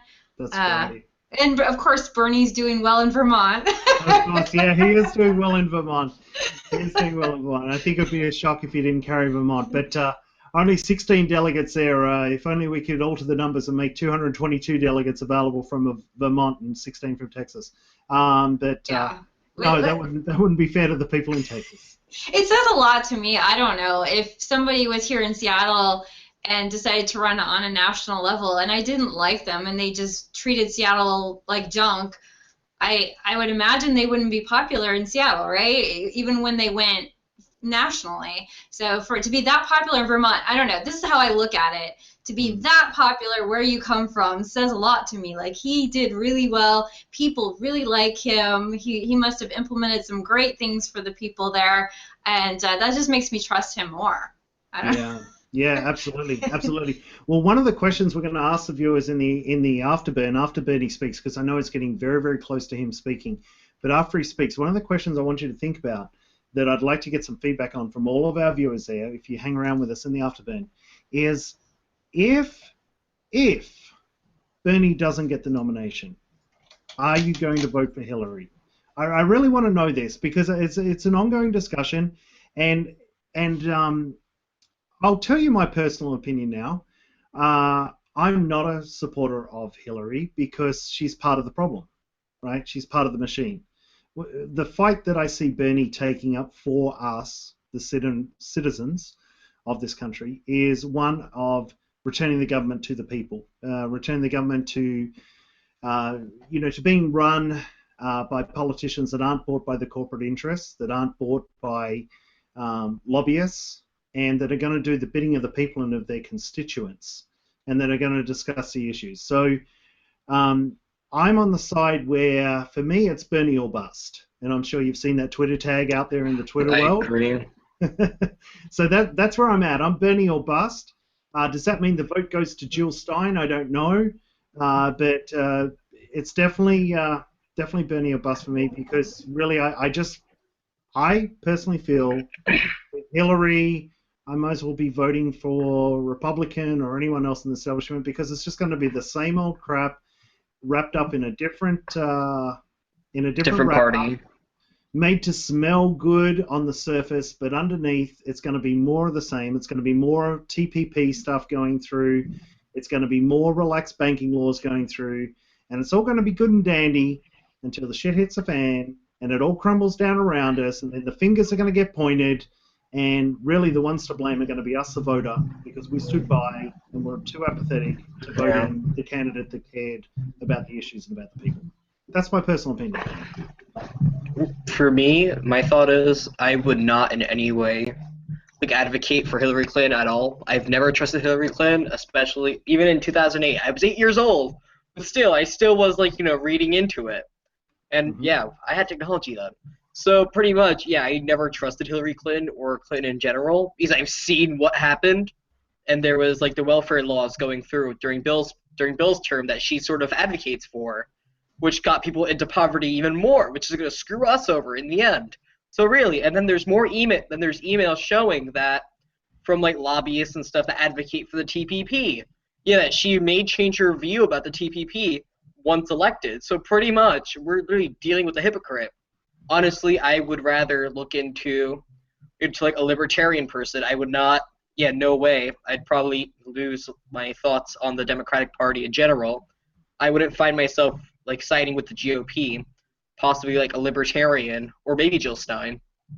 Yeah. How about you, Ryan? Jump in, man. I know you weren't going to be on air tonight, but come Join on. us. Join us. Come on. Weigh in on the conversation. All right, guys. Hey. Are we still talking about Super Tuesday? I'm sorry. No. I know you've been rocking out to some music in the background there as you've been moderating the comments. We're talking about Bernie or bust. Oh yeah. I think as far as the Bernie or bust goes, that turned into more of a threat than I think it necessarily had to be. I don't think it's such a extreme attitude. I think that it's perfectly natural to find a candidate that you identify with and back them, and to have people in media or from one side or the other kind of call those people out, that just is promoting the whole vote for your party ticket and, vote for someone because they're a Democrat or because they're a Republican, and I wholeheartedly disagree with that. So Bernie or bust, I don't think that it's even an issue, and it shouldn't be an issue because, like I said, you're supposed to vote for the person that you identify with and that best matches your philosophies and your stances on different issues, and you shouldn't be scrutinized or anything for following that to the end. Right. And so if Bernie doesn't get the nomination, there's no way in hell that I would just vote for Hillary because she's the Democrat. And it's scary to think that it can potentially cost the Democrats the election or anything, but I am not willing to compromise my personal beliefs and my morals and my philosophies on different things just to appease the masses, I guess. I voted for Obama in 2008, and I didn't vote for him in 2012 because I found third-party candidates that I said, they match my ideas, and if someone were to tell me that I threw away my vote to Gary Johnson, who got 1%, I think, of the total popular vote, no, I didn't throw my vote away. I voted for who I thought had my best interests at heart and who best represented me, because that's what government officials are. They're representatives of the people. Yeah, absolutely. And that's what I have to say about that. That's awesome. Thank you so much for joining the conversation. Denise, I know we're getting some comments there saying that Bernie's up on stage. It's actually someone introducing him right now, or it's probably the person actually. Normally there's 2 or 3 people introducing. We're just waiting for the C-SPAN feed to actually kick in. But what sort of comments were coming in apart from Bernie's already on stage? Oh, it's going really fast. There's lots of chatter. It looks like the consensus is most people are either gonna write Bernie in if that's. I kind of personally I hate to talk about this because I think Bernie's gonna be on the ballot, but that's just me. Yeah. But they're saying they're gonna write him in, or the Green Party, or not vote at all, which is kind of sad. That's kind of sad. A lot of people mentioned the young people won't turn out if it's Hillary, and then a few people said they'd move to Australia. Thought you'd appreciate that one. I can only sponsor so many people in. Ooh, you can sponsor? We got to talk. Yeah, really? Take me with you. I live very close to the Canadian border, so... They got like a 10-year waiting list or something. I looked into that when Bush was first elected. I was like, we got to get out of here. Yeah. Yeah, so it's it looks, a lot of people saying, that's not going to happen, and that's kind of, we have to remember, what were the numbers coming in right now, Nigel, on South Carolina? It's such a small amount of people we're talking about that. We have voter results too. Yeah, what are those? From ENR/scvotes.org. There are 2,961,362 registered Democrats in the state. The ballots cast, they casted only 318,49 votes. That's ridiculous. So pretty much our voter turnout was 10.74%. Jesus freaking Christ. Oh my That God. is very, That's very Saturday. That's very, very, very pathetic, I have to say. True. I've been having this conversation internally with a few people, and if you look back through political history in America, parties have come and gone. You look at the Whigs and you look at the other parties that have come and gone, and I've been sort of balloon testing a theory. That's the way that's just my own learning style. I like to talk to people about ideas, and if they tell me I'm crazy and full of it, then I'll listen and say, yeah, maybe I am. But my theory is that we're actually witnessing right now the birth of maybe one, maybe two new political parties in American politics. That's what I personally see. I see what's happening on the Republican side. I think there's going to be a breakaway there. I think the extreme right wing is going to get legitimized.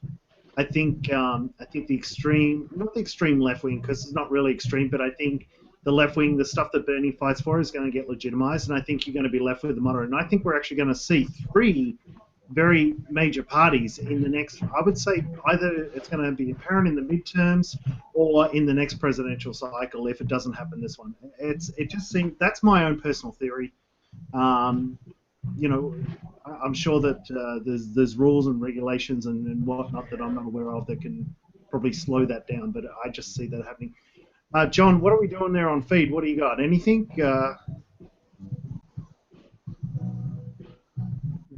Can't hear you. You alive, John? We can't hear you, John.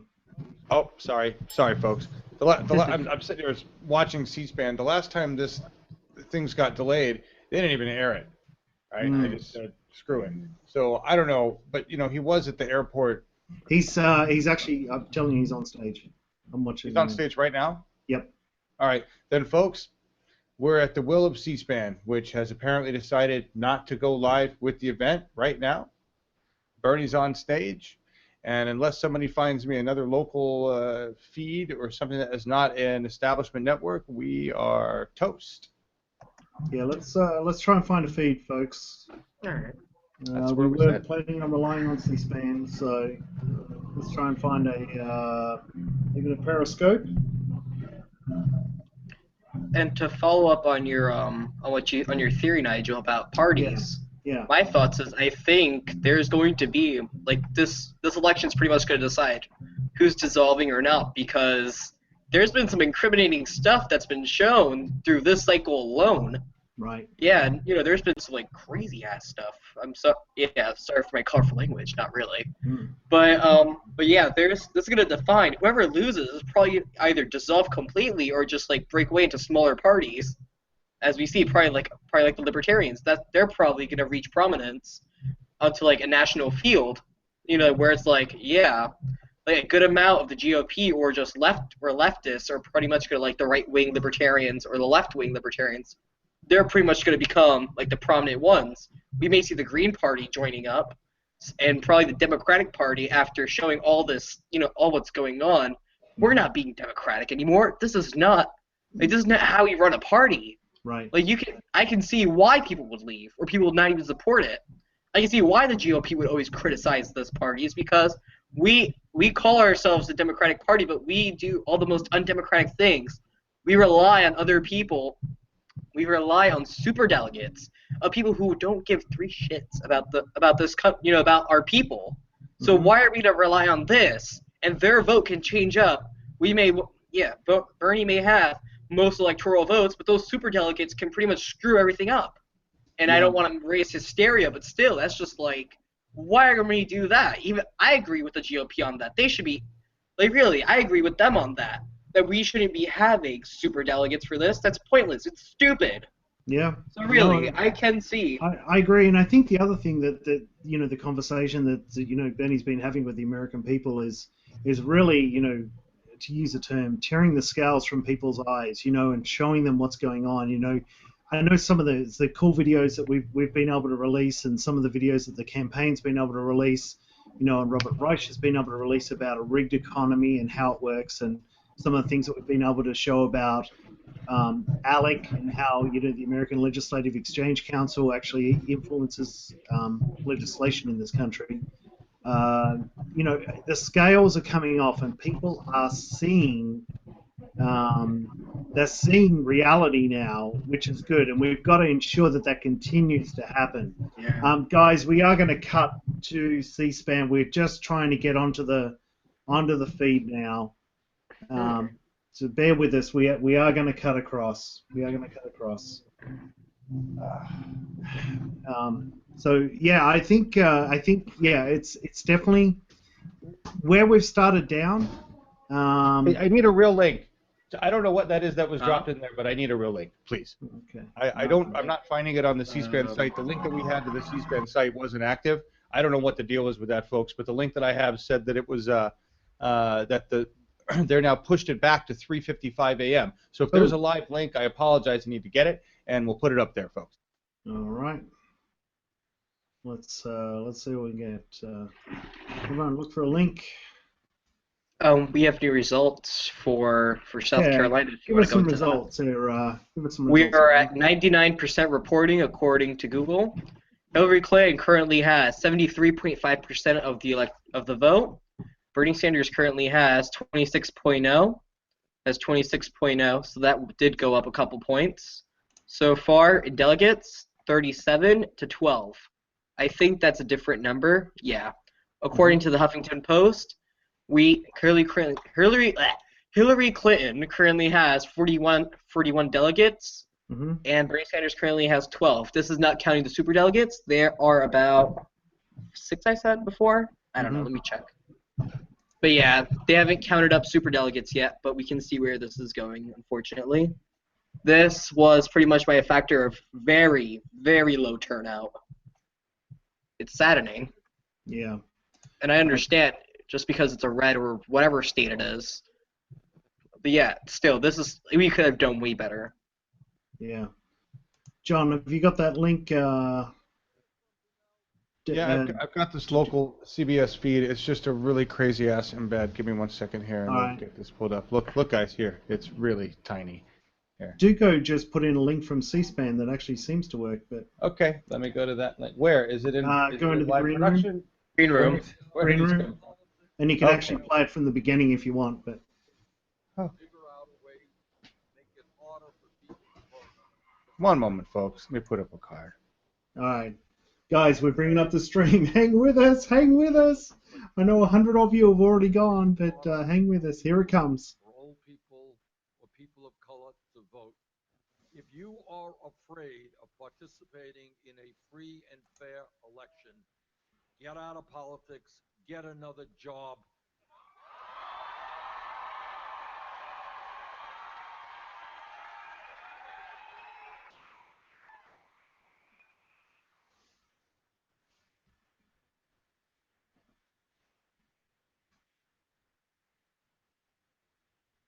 All right, we're coming in, folks. Very soon.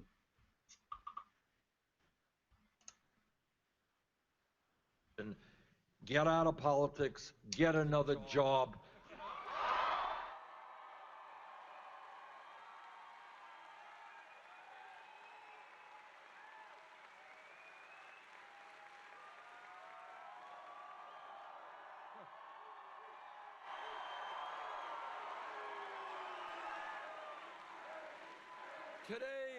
Today in America, we have one of the lowest voter turnout rates.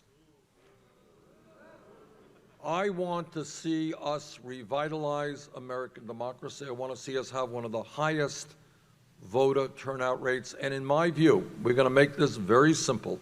And we're going to tell the Republican governors, either through a constitutional amendment or through legislation, that if somebody is 18 years of age and a citizen of this country, they have the right to vote. End of discussion.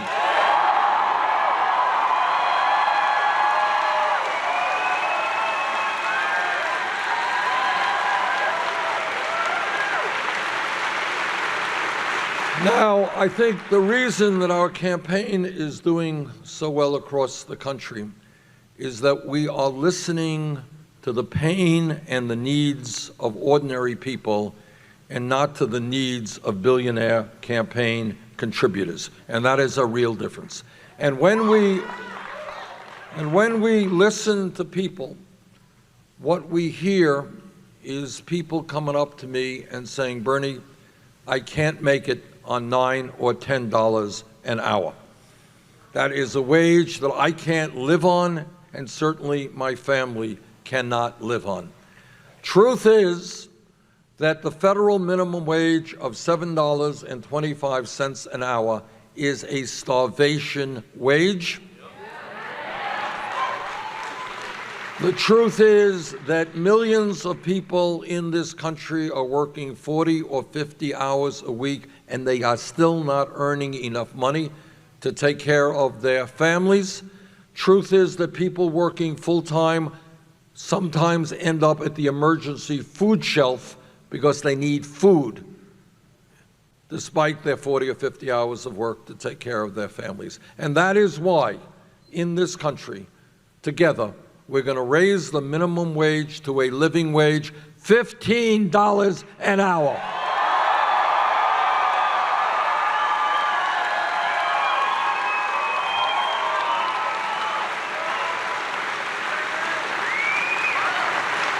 Now, what this campaign is about, and it's not easy, is trying to force discussion on issues that Congress chooses not to talk about and media chooses not to talk about.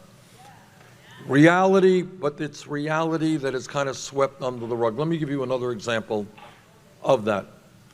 All over this country, in Minnesota, Vermont, all over this country, you have senior citizens and disabled veterans who are trying to get by on $11,000, $12,000 a year Social Security. You know what? Nobody can get by on $11,000 or $12,000 a year Social Security.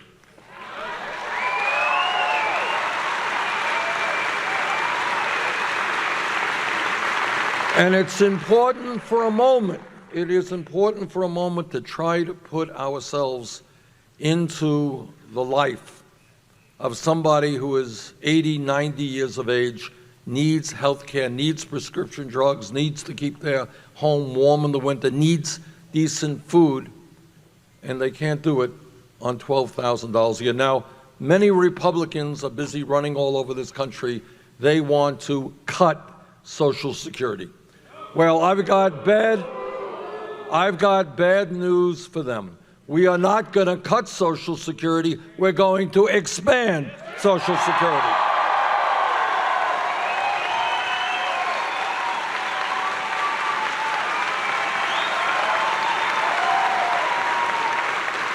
You know, you measure the greatness of a country not by the number of millionaires and billionaires it has, but by how it treats the weakest and most vulnerable amongst us.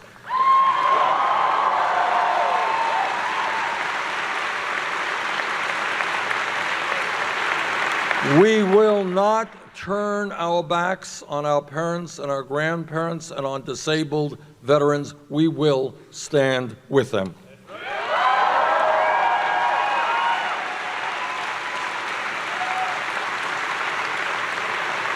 So we are listening to workers, we are listening to seniors, but we are also listening to young people.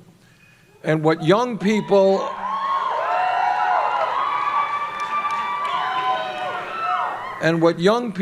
are telling me is, Bernie, why does it have to be that I end up $50,000, $100,000 in debt for what crime? Because I wanted to get a higher education? That makes no sense.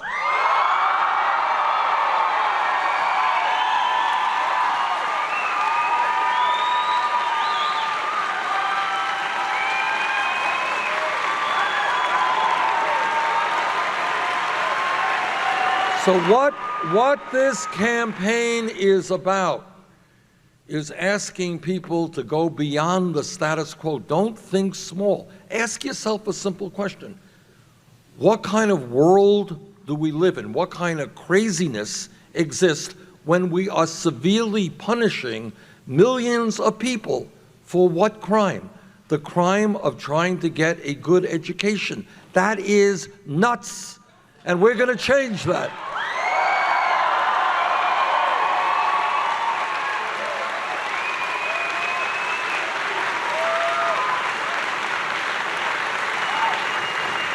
And this campaign is listening to women.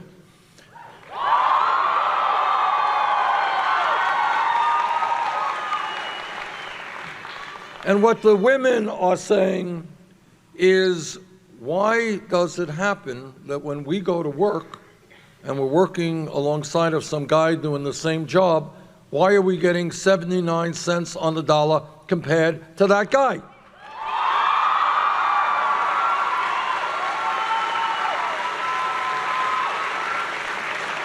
And the answer, in my view, is that what we are looking at is nothing more than old-fashioned sexism, and together we're going to change that.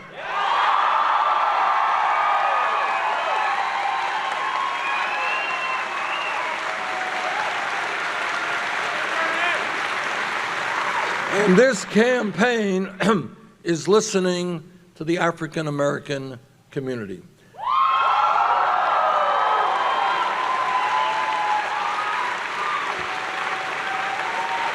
And they are asking, how does it happen in this country, the wealthiest country in the history of the world, how does it happen that we have more people in jail than any other country on earth?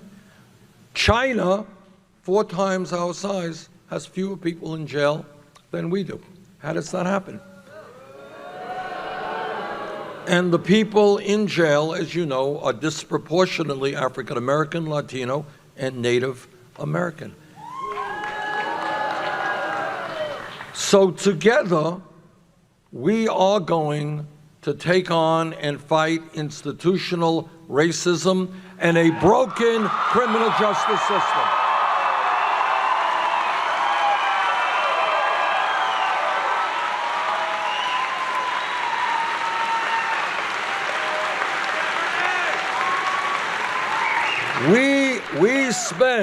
We spend $80 billion a year of taxpayer money locking up fellow Americans. There are a lot better ways to spend money than locking up fellow Americans.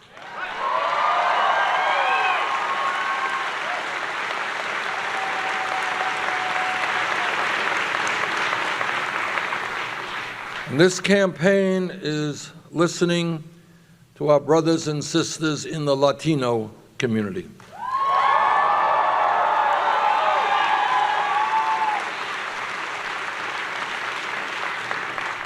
And they are telling me that they are tired of being exploited, tired of living in the shadows, tired of seeing a family member being deported and families being separated. And what they want and what I want is comprehensive immigration reform and a path toward citizenship.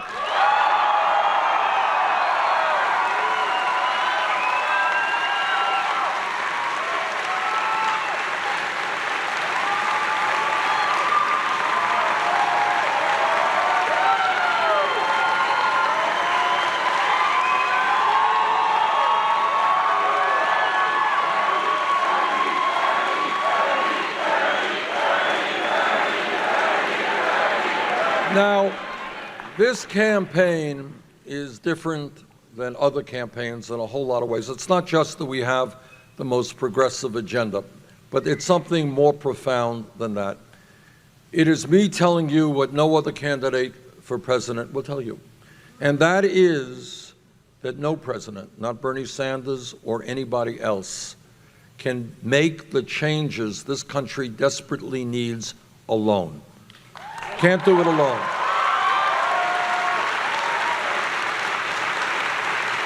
No president, no matter how well-intentioned, no matter how hard-working he or she may be, no matter how smart, no president can take on the power of Wall Street, corporate America, corporate media, and these huge campaign contributors alone. And that is why, yeah, I'm going to be asking for your vote on Tuesday, but I need more than that from you. I need your help the day after the general election, because I can't do it alone.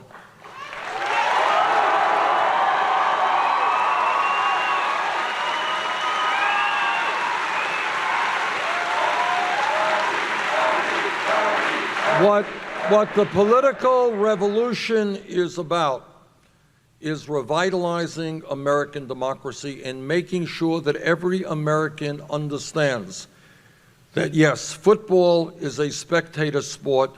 Democracy is not a spectator sport.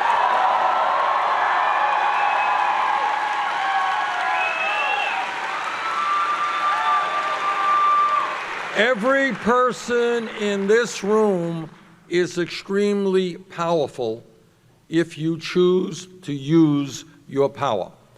And what I will tell you, because I am in the United States Senate and see how things get done, there are people up there who have incredible wealth and power, and what they want is for Americans not to vote, not to be thinking about politics, not to get involved in the shaping of the future of America. What they want is low voter turnouts, low public consciousness, so that the lobbyists and the big money interests can control the future of this country. And our job is to take them on and to say that men and women fought and died for American democracy, and we are going to revitalize American democracy. We are going to have a government which represents all of us, not just a handful of campaign contributors.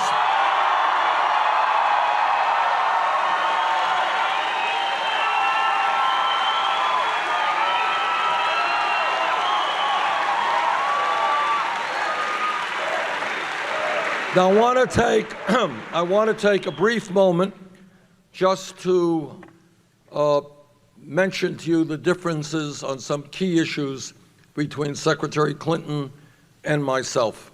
Number one, maybe most importantly, when we began this campaign, we had to make a very important decision. And that decision was, do we have a super PAC or do we not have a super PAC? We concluded at the end of about 1 second that given the fact that we don't represent Wall Street, we don't represent the billionaire class, we will not have a super PAC.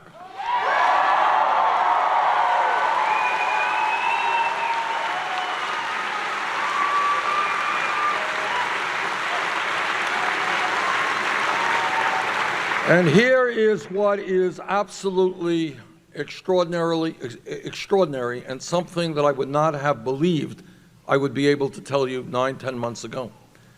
We have now in our campaign received over 4 million individual contributions.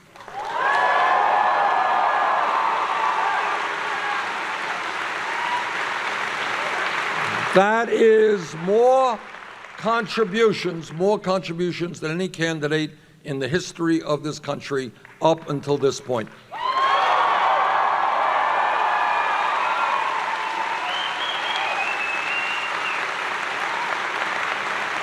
And do you know what that average contribution is?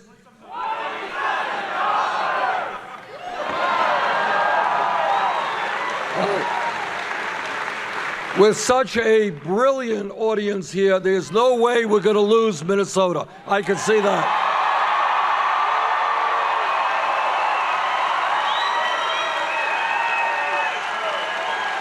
You are just too smart. I can see that.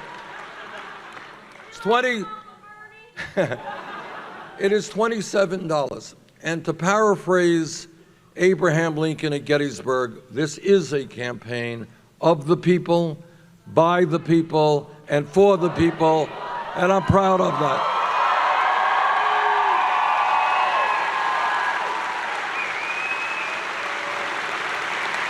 Now, Secretary Clinton has chosen another path to raise money. She has several super PACs recently. One of her super PACs reported raising $25 million in a filing period, $15 million from Wall Street. Now, every candidate, Democrat or Republican, throughout history has always said, oh yes, I receive millions and millions of dollars from Wall Street, the drug companies, the fossil fuel industry. Doesn't impact me. Doesn't impact me. They just give me that money for the fun of it. They just throw that money around, doesn't impact me.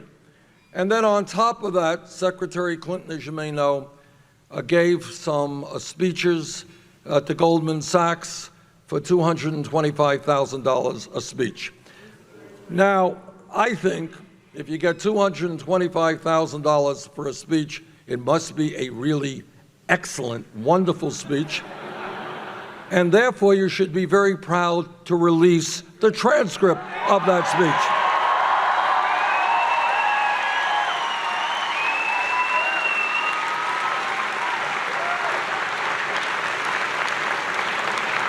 Clearly must have been an unforgettable speech. Share it with the people.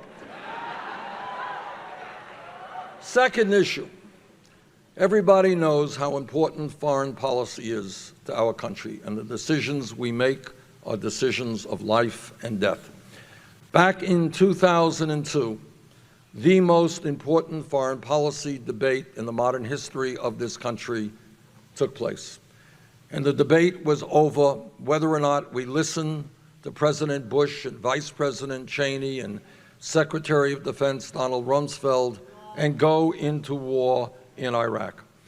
Now, I listened to those speeches that they gave and their remarks very, very thoroughly, because I, as other members of Congress, know that the decisions we make will impact in very real life and death ways young men and women in our states.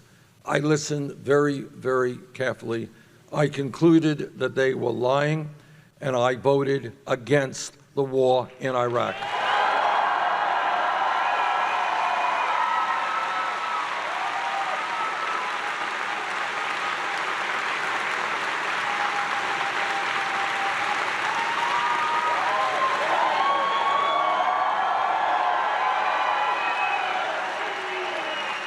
And it gives me, as the senator from a state which suffered very heavy casualties in that war, it gives me no pleasure to tell you that much of what I feared would happen if we invaded Iraq, in fact, did happen. Go to my website, berniesanders.com, look at what I said back in 2002, and my fear about the political vacuum and the instability that would be created. Secretary Clinton heard the same evidence, listened to the same speeches. She voted for the war. That's a real difference.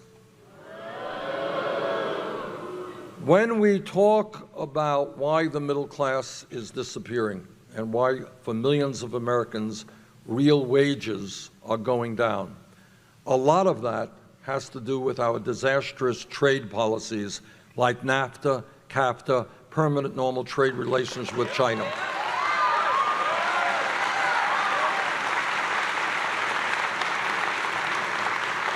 Now, this is an issue the media doesn't talk about at all. You can hardly see any discussion of trade on television, just none, for pretty obvious reasons in terms of who owns the corporate media. But these are issues of huge consequence. And what this trade issue is about is not complicated. You don't have to have a PhD in economics to understand it. And what it's about is corporate America writing trade agreements which say, why do I have to pay workers in Minnesota or Vermont a good wage with good benefits, protect the environment, deal with unions, when I can shut down plants in the United States and move to low-wage countries, not worry about unions or the environments, and then I bring my product back into this country. That's all that is. And here's what's happened. Since 2001, we have lost almost 60,000 factories in this country and millions of decent-paying jobs. People who once worked in a factory, made a middle-class wage, had good benefits, are now flipping hamburgers at McDonald's. Now, I voted and helped lead the opposition against all of these trade agreements. I am helping to lead the opposition against the TPP.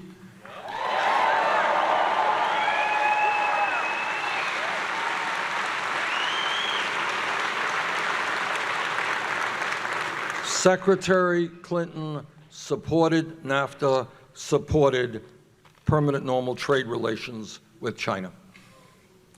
Now, when we talk about what's going on in this country and why there is so much angst and frustration, it has everything to do with the fact that in Minnesota, Vermont, all over this country, we got millions of people who are working not one job, they're working two jobs, they're working three jobs.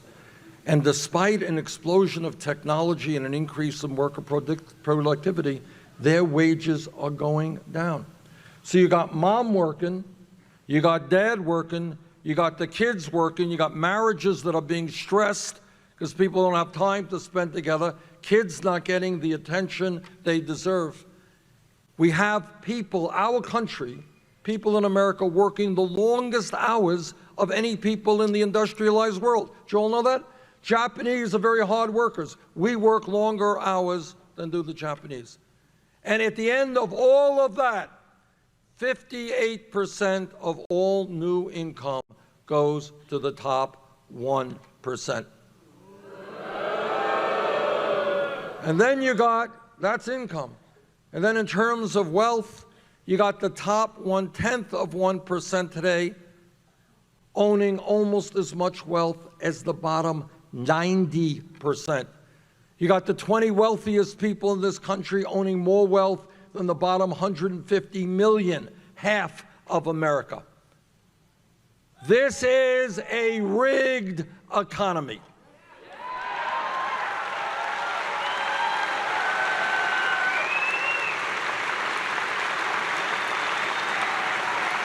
You know, heads they win, tails you lose. So together, you ready for a radical idea? Together, we are going to create an economy that works for working families, not just the 1%.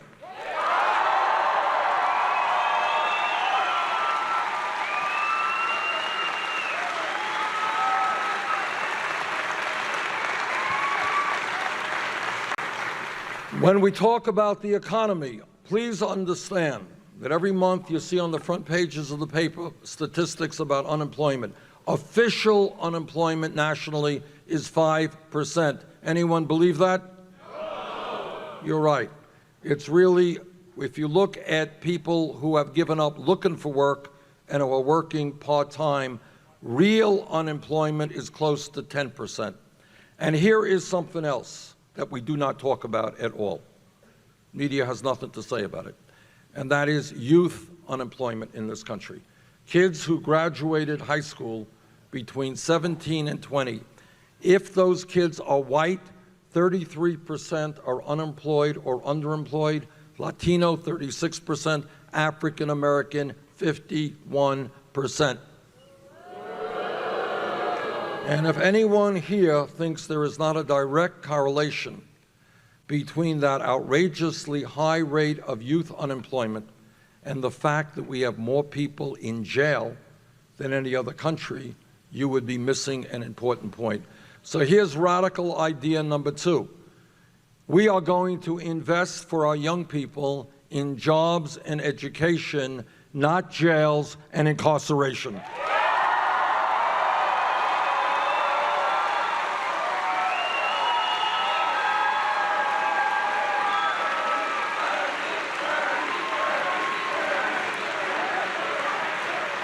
And when real unemployment is almost 10%, and when we have an infrastructure which is collapsing in many parts of this country. I was in Flint, Michigan the other day.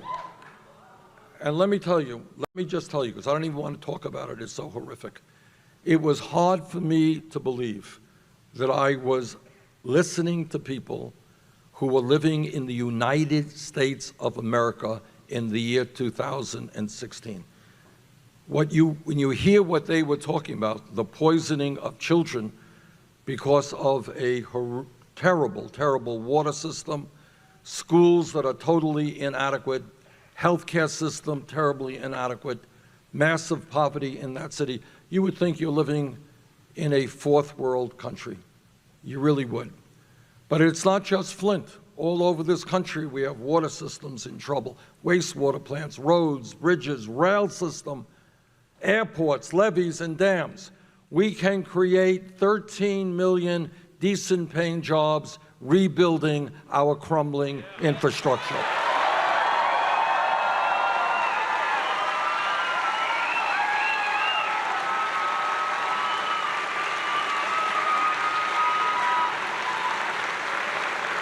Think about America. Think about an America which has the best rail system in the world. Think about an America which has great public transportation, which has state-of-the-art water systems and wastewater plants, and which creates millions of jobs doing that. And when we look at our educational system, we should be hiring teachers, not firing teachers.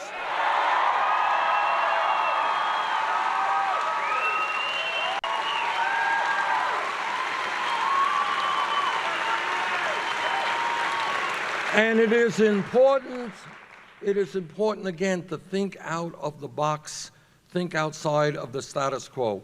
Every psychologist who studies the issue understands that the most important years for intellectual and emotional development are 0 through 4. That's a fact. And yet, all over this country, working parents are finding it very hard to get quality, affordable childcare.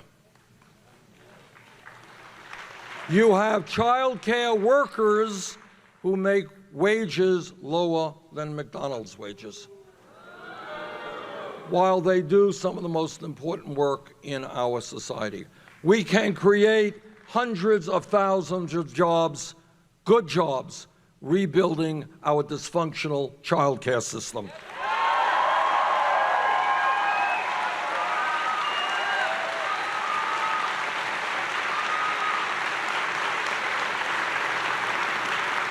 Now, Jane and I, you met Jane and I, have been married 27 years.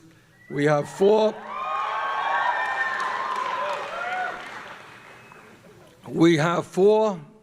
great kids and 7 beautiful grandchildren. And we believe in family values. But our family values are a little teeny bit different than Republican family values.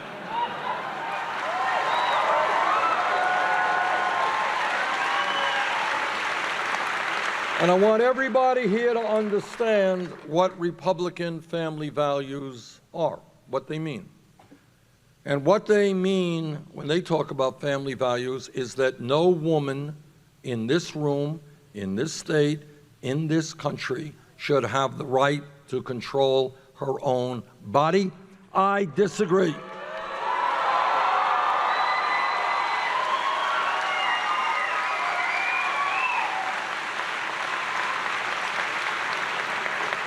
What they mean is that the federal government should defund Planned Parenthood. I believe we should expand funding for Planned Parenthood.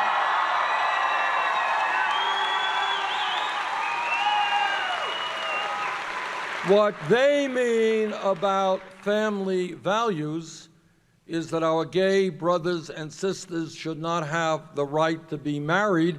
I disagree.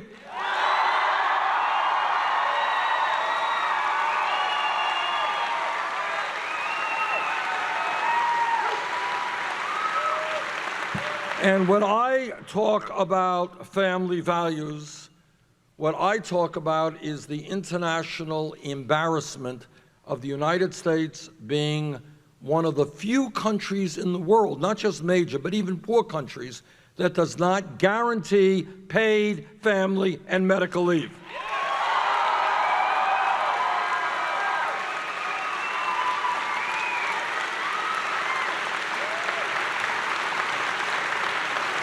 Now, you tell me whether in America in the year 2016, a working class woman who has a baby today should be forced to separate herself from her baby and go back to work because she needs to bring income into her family. That is not a family value. What we need to do is pass legislation in Congress right now which guarantees 3 months of paid family and medical leave.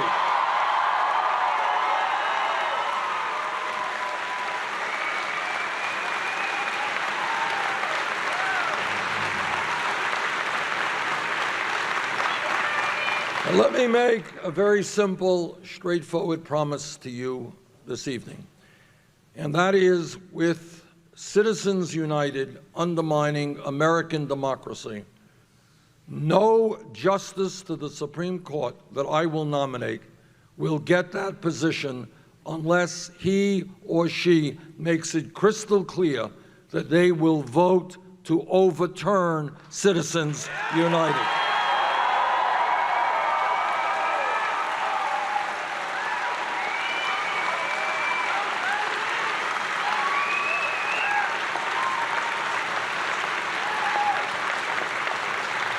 And when we talk about the economy today, everybody here understands that we live in a competitive global economy. We need the best educated workforce in the world.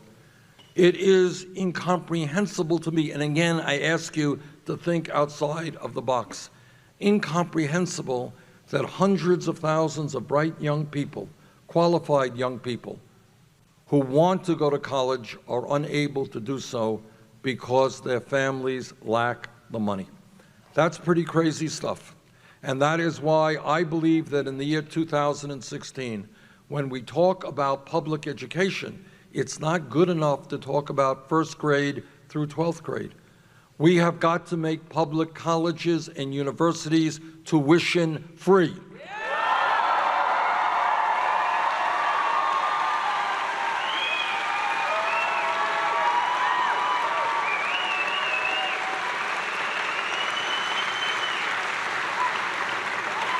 Is this a radical idea? I don't think so. Germany does it, Scandinavia does it, countries all over the world do it. They are investing in their young people, investing in the future.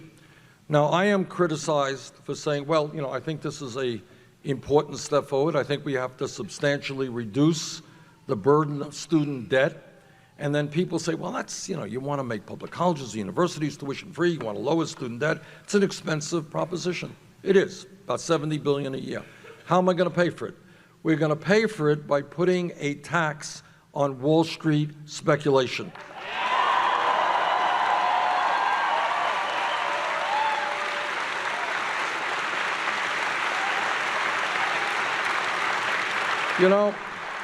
This is what a rigged economy is about. When Wall Street's recklessness and greed and illegal behavior brought this country into the worst economic downturn since the Great Depression, Wall Street went begging to Congress and they said, bail us out, bail us out.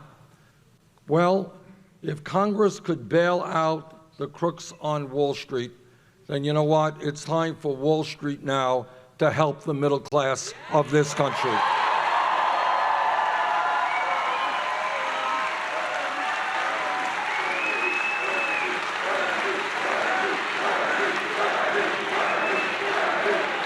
Let me say a word about Wall Street, because I think very few people recognize the incredible power that they have over our country. When I talk about a corrupt campaign finance system and a rigged economy and a broken criminal justice system, it all comes together in one brief story. Some of you may have read about a month ago that Goldman Sachs, one of the large financial institutions on Wall Street, agreed to a settlement with the U.S. government for $5 billion. $5 billion. Now, why did they reach that agreement? They reached that agreement because, of course, they were selling fraudulent and worthless packages of subprime mortgage loans. All right? So they reached the $5 billion settlement, point one. Point number two, Wall Street firms like Goldman Sachs make huge contributions to candidates. So they put millions and millions of dollars into the political process to get candidates to be beholden to them. Point number three, the revolving door. You know what a revolving door is? People go from Wall Street to government back to Wall Street. Last 25 years, Goldman Sachs itself has had 2 secretaries of the Treasury, as well as many other high-ranking government officials, work on government, go back to Wall Street. Point number 4, maybe the most painful of all to the American people. Some kid in Minnesota today, or Vermont, gets picked up for having marijuana, possessing marijuana. That kid gets a criminal record which stays with him for his entire life. But if you are an executive on Wall Street whose fraudulent behavior destroyed the lives of millions of people, you know what happens to you? No, wrong. You get a salary increase.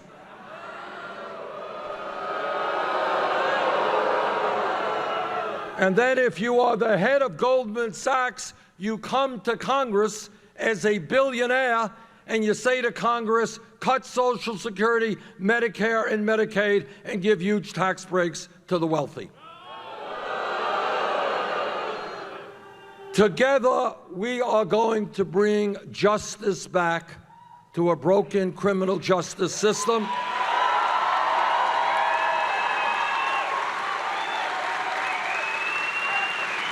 And that means, you know, justice under the law is a profound statement, something deeply embedded in who we are as Americans. And what it means is if you're poor and you break the law, you're going to pay the price. If you're rich and you break the law, you are going to pay the price. That does not happen in America today. Together, we are going to bring justice back to the criminal justice system.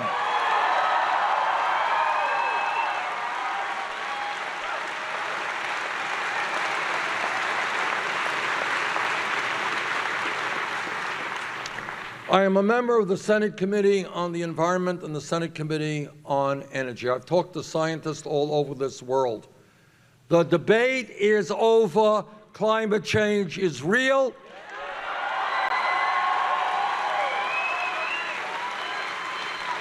It is caused by human activity, is already doing devastating harm in America and all over this world. We have a moral responsibility to future generations to stand up to the fossil fuel industry, to transform our energy system away from fossil fuel to energy efficiency and sustainable energy.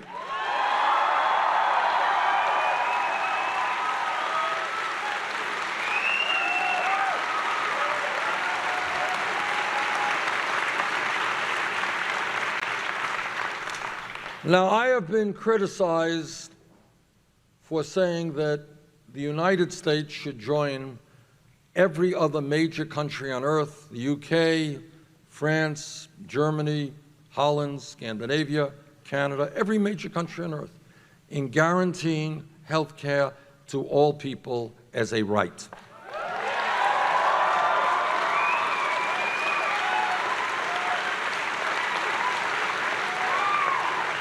As Tina pointed out, the Affordable Care Act has done a lot of good things, but we have got to go further. Today in America, 29 million people, zero health insurance. Many of you are underinsured with high deductibles and copayments, and we pay by far the highest prices in the world for prescription drugs. In fact, we're getting ripped off right and left by the pharmaceutical industry. 1 out of 5 Americans cannot afford to fill the prescriptions their doctors write, which is pretty crazy.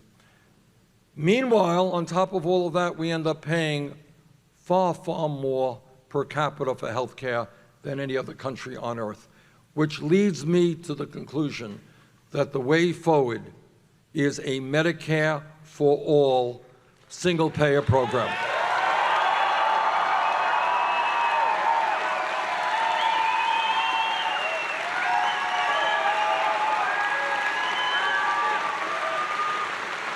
Now,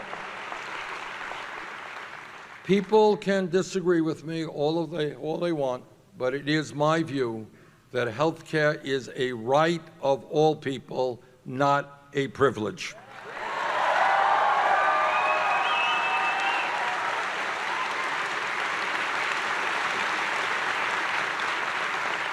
Now, we can do great things in America when we do not allow people like Donald Trump and some of his friends to divide us up. To divide us up and make attacks against Latinos, vicious attacks, or against Muslims, or against African Americans, or whatever.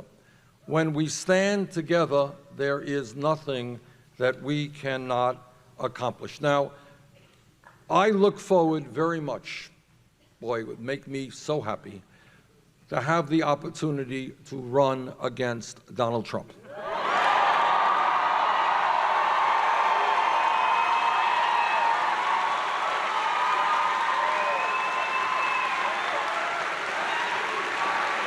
Now, and the reason I would love to run against Trump, well, first thought, a lot of the national polls and state polls show us beating him pretty badly, and that's a good start. But the reason that I'd like to run against Trump is that we will defeat him because the American people do not agree with him that we should give hundreds of billions of dollars in tax breaks to billionaire families like his. The American people do not believe or agree with Trump when he thinks we should not raise a $7.25 minimum wage. The American people do not agree with Donald Trump when he says in a Republican debate, if you can believe it, that wages in America are too high. I guess if you're a billionaire, maybe you think that wages in America are too high. I don't know. But my perception is that's not the case. Now, also, we know that Donald Trump is the greatest of everything, right? And among his many other attributes is he is a great, great scientist. And he has concluded that climate change is a hoax, and that it is a hoax created by the Chinese. Now, I was shocked to hear that, because I thought from Trump's perspective that it would have been a hoax created by Mexicans or the Muslims, but the Chinese kind of took me back a bit. All right, we will together defeat Donald Trump because the American...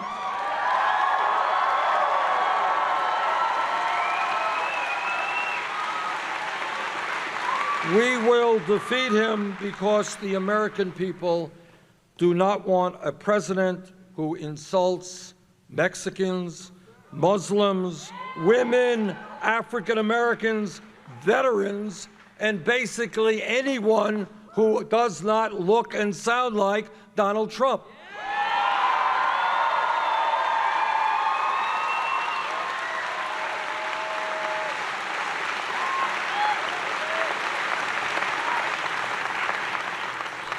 We will win because togetherness, bringing people together, trumps divisiveness.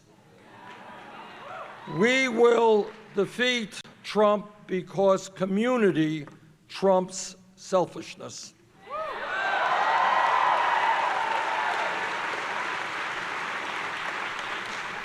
And most significantly, and the deepest point that I can make, we will defeat Trump because love trumps hatred.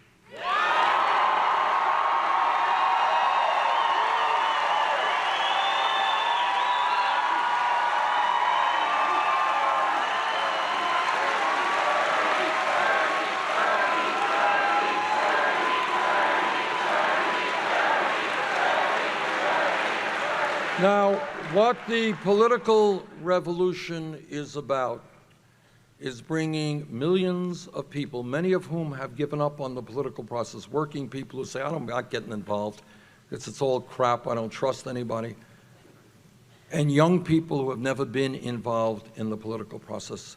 It's bringing people together by the millions to stand up and say something very simple. And that is that the government of this country belongs to all of us, not just a few. Now, what politics is about is not just wearing a pin or coming to a rally. It is more than that. It is getting deeply involved in the political process. Minnesota can play a profound and important role in moving this country forward toward a political revolution on Tuesday, just a few days from now.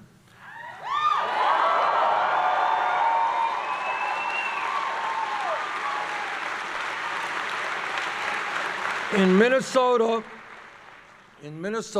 we will win if the voter turnout is high. I have no doubt about that. We will not win if the voter turnout is low. Your job, and I ask you to do this, is to work as hard as you can to bring out as many people as you can on Tuesday. And if we do that, Minnesota will play a significant part in shaping American history. Thank you all very much.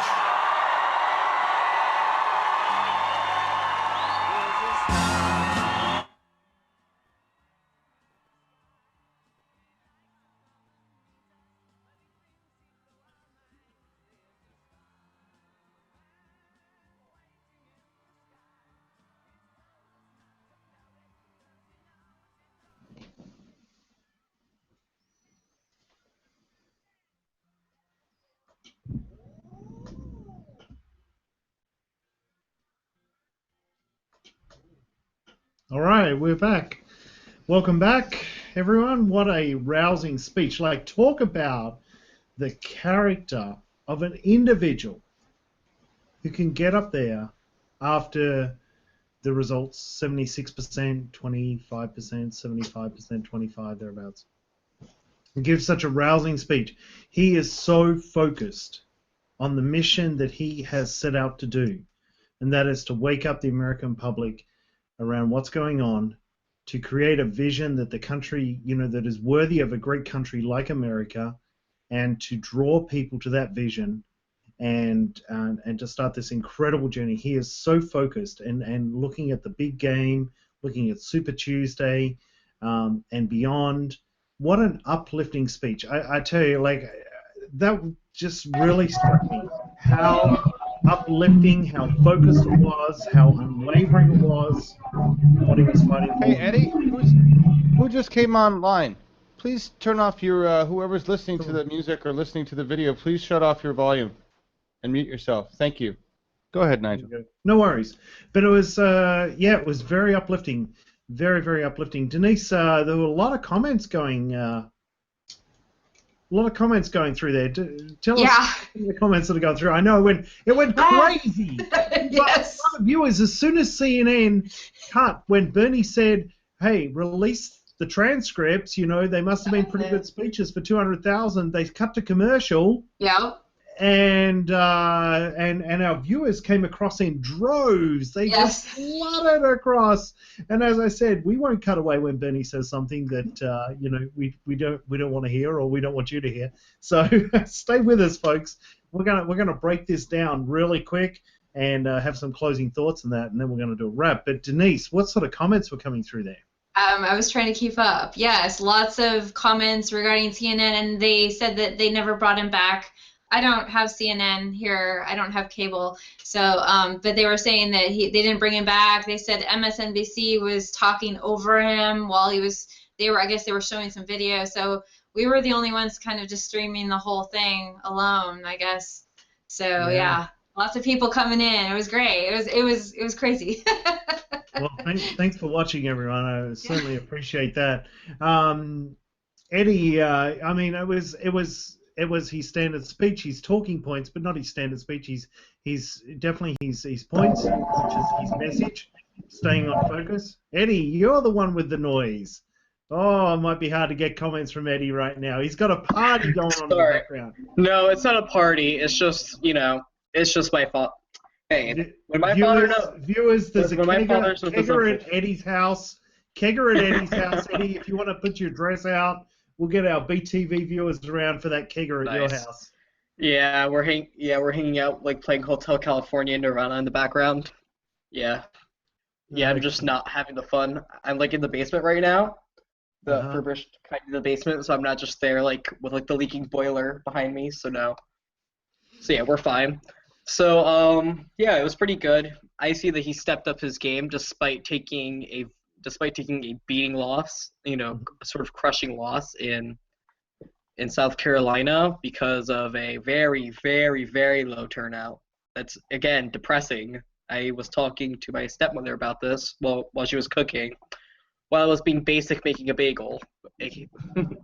So yeah, it's sad that we really, like, for all of our work that we've done, we really just went to like just the lowest turnout possible. Not possible, because there's probably way lower, but still we could have done way better, and we could have sent a better message if we decided to actually go.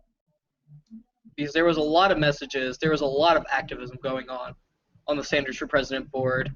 There's been so much stuff going around today where it's just like, yeah, we're going to go crazy, we're going to do this. And then it's just like a slap to the face seeing that half of it didn't even go. Right. Yeah, I think it's a wake-up call. Look, seriously, I saw some comments. I didn't quite get the context. Something said about don't blame the voters or something like that. I don't know if that was a trolling comment or if it was valid or whatever. And maybe you've got some thoughts out there if you're still watching and you want to comment on that. But really, at the end of the day, you got to vote. You got to get out there and vote. And I saw another comment go by. Someone said, "Everyone go and find 10 voters. Find 10 more voters." That's a great idea. Just find 2 more voters. Make sure they go to the poll. Do a carpool to the poll. Say, "Hey, we're going to vote on Super Tuesday. Let's go together." If your work schedules can line up or whatever, and I realize some of you are working long hours and you're working for bosses and corporations that aren't going to give you the time off, and if you take time off, it's money straight out of your pocket. I realize the challenges, but seriously, if we're going to change this, you need to get out and vote. But those companies are required to give you time off in order to caucus or participate in voting. So it's sort of like not really an excuse. Well, there you go. So if that's the case, make sure you can get the time off, but go together. Go together. Grab you just need to tell them. People. Mm-hmm. You just need to tell them in advance. Okay. Yeah, do it. I mean, we've got to get out there. Get on the Bernie dialer. John, maybe you've already queued up the music. Can we bring up that slide again just to tell people where to go? BernieSanders.com to sign up. Text Bernie to... Oh, Ryan, you want to jump in and say something? I would love to just say something talking about the low turnout and everything like that. Yeah. I think part of the reason maybe Bernie didn't have a turnout that we wanted tonight is because we knew that he wasn't going to win South Carolina, and that may have discouraged some people. But I just want to remind everyone that this isn't winner take all. The margin of victory is really, really important when it comes to assigning the delegates and everything like that. So for these Super Tuesday states coming up, if you are in Alabama, if you are in Arkansas, or some of these other states where doesn't really look like Bernie has a chance of winning, just remember that every vote does count when it comes to spreading those delegates out amongst Hillary and Bernie. And if a few more people would have come out and vote today, he might have gotten a few more delegates, and it wouldn't be such a stunning blow. But for these states coming up, just every vote counts, and even if you don't think Bernie has a chance in your state, you need to go out and vote. 100%, yeah. Very, very good comments, Ryan. Absolutely, 100% agree. You got to get out and vote. And it's not just like Super Tuesday, right? Over the next 3 weeks, there are 26 primaries and caucus events. Over the next 3 weeks, 26 primary and caucus. After the next 3 weeks, over half of the delegates needed will have been awarded. So just let that settle in and think about the effort that we're going to do, right? We're not talking about you have to phone bank for the rest of your life. We're not talking about you have to get out and canvass for the rest of your life. We're talking about a couple of days here, a couple of days there, but a concerted effort over the next 2-3 weeks, because that's what we're really focused on, and that's where the big chunk of the delegates is going to get awarded. And if Bernie does well on Super Tuesday, does well on March 15th, does well in the contests after that over those next 3 weeks, the whole conversation changes. The whole conversation changes. And I know the media and the mainstream media has been just an absolute beast to deal with. It's owned by 6 basic companies. At the top, their owners and their directors and their CEOs support things like TPP. They hold private fundraisers for Hillary, and we understand that it's all part of the establishment. But you know what? We control this media. We control the social media. We control the new media. Okay? People like Tom Hartman, people like the Young Turks. There are other individuals out there, the same progressive, that are all pushing out great content every day about Bernie. And this is the new media here. So don't worry about what the mainstream media says, but just continue to focus on the mission at hand. And the mission at hand is to ensure that Bernie gets the presidential nomination, and the conversation that we've started stays alive and grows, and more people see the reality of what's going on in this country. That's what this is about. It's about a fight to get the government back to be for the people and not for the 1%. That's my rant over. Denise, what sort of comments have we got? Lots of great comments. Many people are bringing up the fact that, today was only, 100,000 votes or whatever that we're talking about. So in the grand scheme of things, it's not terribly important, but they're all spreading what you just said, Nigel. Get out there, talk to your grandma, talk to your mom, talk to your aunts, uncles, all your friends. This is not over by any means. This is just the beginning, and everyone seems really excited, actually. Lots of positivity. Yeah. Learn the issues that Bernie cares about, right? If you live in a state that has, a large immigrant population, as an example, right? Help people understand that Bernie is the only candidate that wants to bring families together, not tear them apart. Help them understand that, right? Exactly. Help them understand issues that they can relate to, because that's what it's all about. All right. Exactly.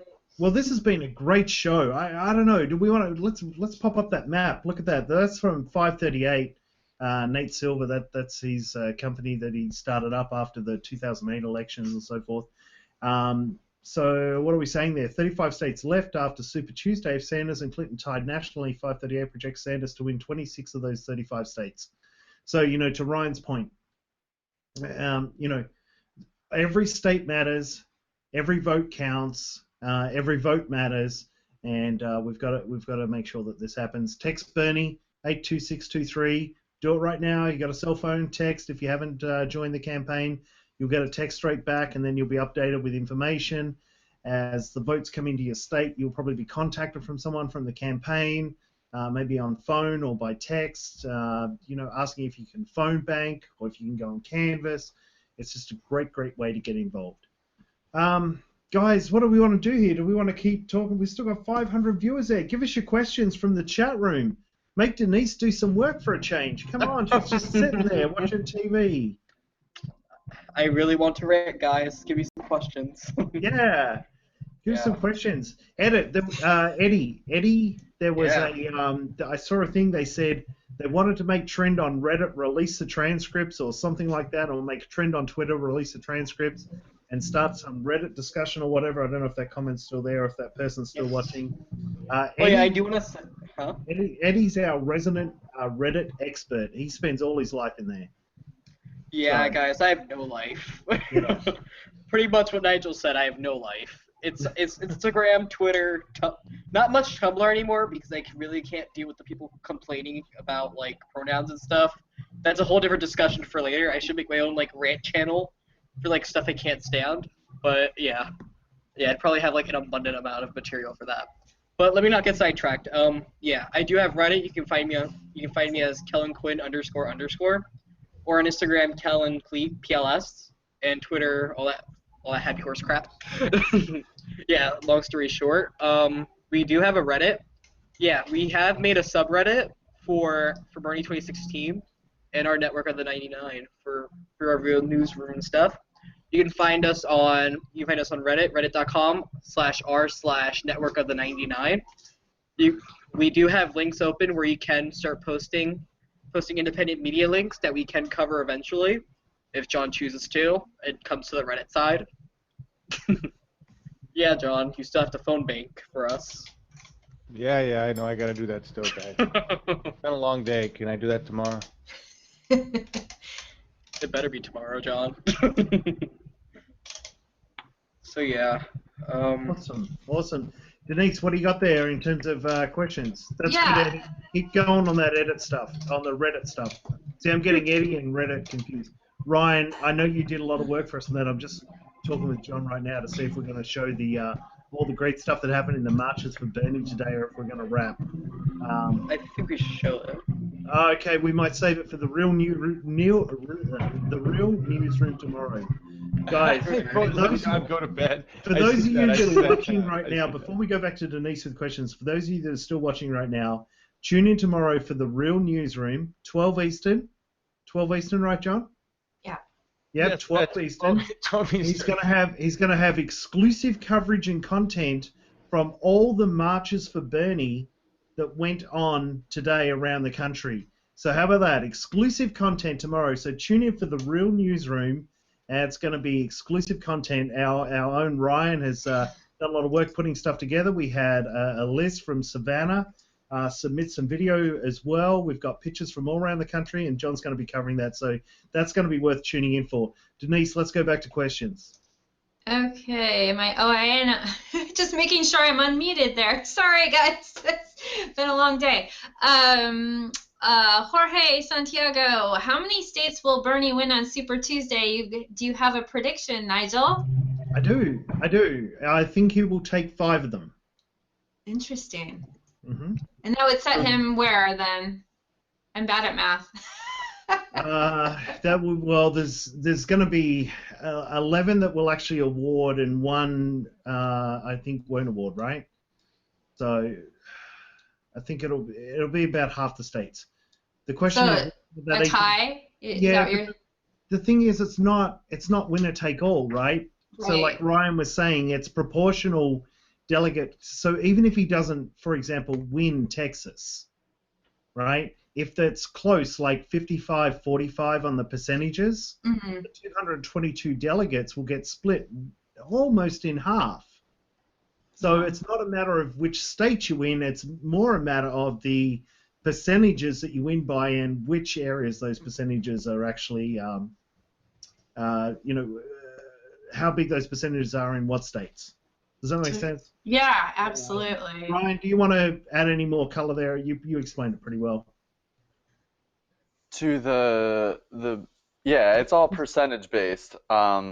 So like you said, if it's 55-45, it would be a virtual split of the delegates. That's why with New Hampshire, that magic number was like 56.3% or whatever is what Bernie needed to get past in order to prevent it from being that virtual split. If it would have been 55, then I think it would have been like, I don't know, 13 to 12 or something like that. Right. But instead of 15 to 9. Yep. Yeah, so I hope that answers your question out there. All right. Got anything else for us, Denise? Yeah, one other question from Electronuclei. What can we do to make sure the media doesn't convince people that Bernie's campaign is over? I think that's a great question. That is a good question. Well, we control the media that we control, right? So we've got Twitter at our disposal. It's not that hard to learn. We've got Facebook at our disposal. We've got G+ at our disposal. We've got YouTube at our disposal. We've got Reddit at our disposal. Tumblr. Instagram works pretty well too. Yeah, Instagram. I'm not too sold on Snapchat being a platform for politics, but I don't. and you've got your own voice, just talking to people. Just get up. Just get up and talk to people. So yeah, we're not going to change the media by we're not going to actually be able to change what Rachel Maddow says, or change what Chris Matthews says, or change what Anderson Cooper says, or any of those guys.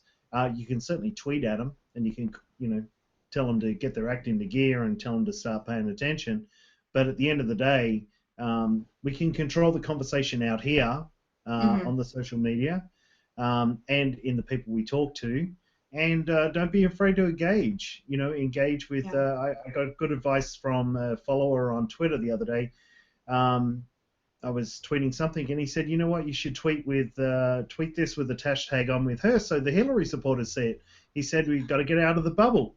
Yeah. We've got to get out of the bubble and engage." And I agree. I agree with that. So because we can be a little bit in the bubble and keep talking to ourselves and fellow supporters, we got to talk to the people that aren't supporters and start engaging them as well. That's a good point. Yeah, and I would also add to that, just in your own space, there's bumper stickers on the car, wear your t-shirt. There were several people talking in chat, and I've done this. For a few dollars, you can get little business cards made up. And in fact, they're all online already. They're already made for you. Bernie has them everywhere. I've had them made up, and you can stick them in, but I lose them everywhere. And it says on the top, it says, "Please share this card." So if somebody sees it, they're not going to think it belongs to somebody. They're going to read it. Oh, what is this? And just, I don't know, to me, the more people see the name out there, the more they're going to think, hey, there is a strong following for this guy. We should pay attention. Absolutely. I think that's a great point. Yeah. I'll have to get those the link for those cards. Yeah, I'll send it to you. It's at feeltheburn.org, right? There's several there. I know the Seattle Bernie people had some made up too. There's several versions. They're all just bulleted and make sure they're easy to read and simple. But they just lay out the platform so nicely, and then they have a nice link to go to if you're interested. But yeah, people tend to like them. I noticed when I do flyering, people liked the business cards. They didn't like the big flyer.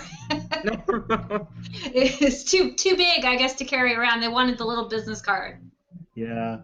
Well, you know what, guys? This has been an absolutely awesome show. I'm just going to go round the horn for closing thoughts. Let's keep it brief because, John's been up all day. He's been going since 4 a.m. this morning. So let's sleep. He does. So let's keep it brief. I'm going to go around the horn, and I'm going to start with Ryan. Closing thoughts?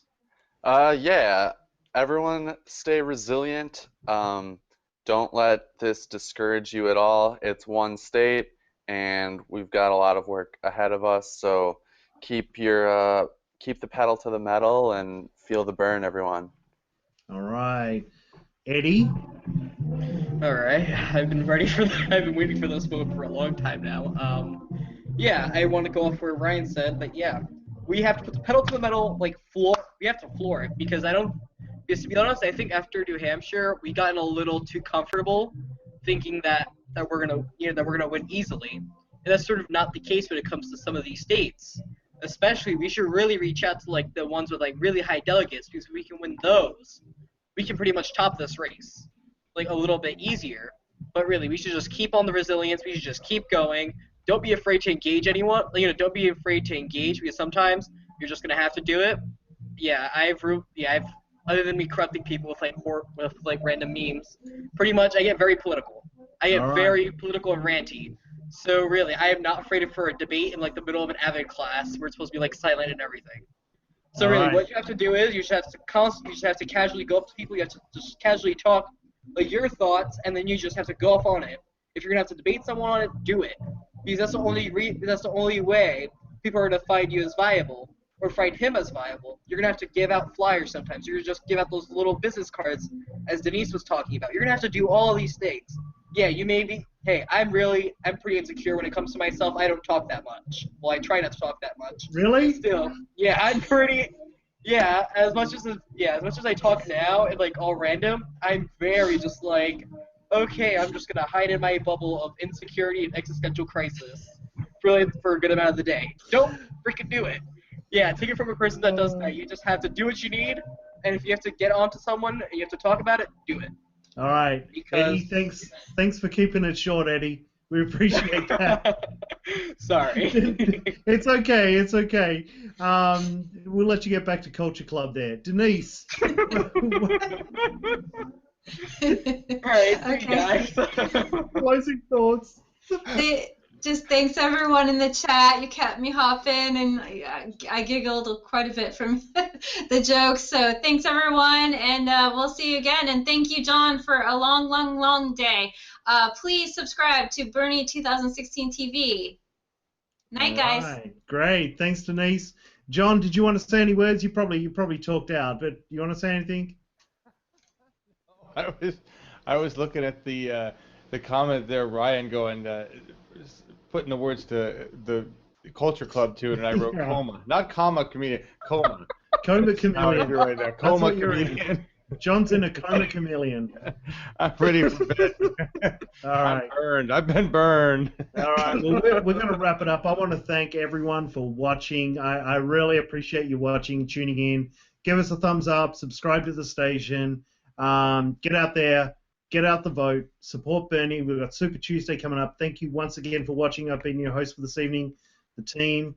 Thank you once again. We're going to go out with Feel the Burn, the punk song, and I don't have the artist in the rundown, although I do know it. Patrick Crawford, one of the originals. Patrick Crawford, one of the originals. We love this song. Thanks all. Have a great evening, and we will see you tomorrow for the Real Newsroom exclusive coverage of the March for Bernie rallies. Thank you. Adios.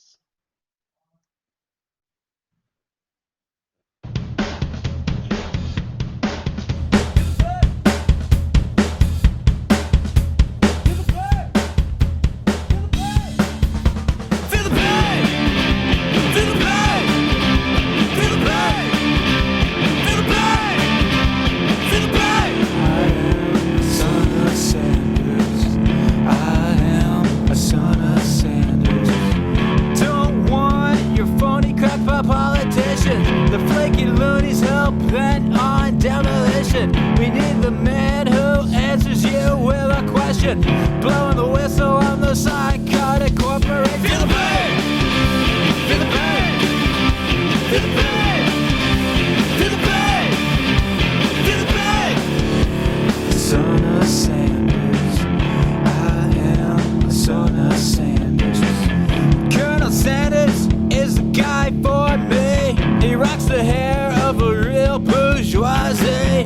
Don't you want someone from the middle class? You know that Brooklyn accent sounds kinda badass. Feel the pain! Feel the pain! Feel the pain! Feel the pain! Feel the pain! These lies make me puke on the telescreen. Trump's ego practically busting at the seams. Another push sounds like another tricky scheme. All the others, we don't need them. Not for this anyway. Feel the pain! Feel the pain! Feel the pain! Feel the pain! Feel the pain! Feel the pain! Feel the pain! Feel the pain! Feel the pain! Feel the pain! Feel the pain! Feel the pain!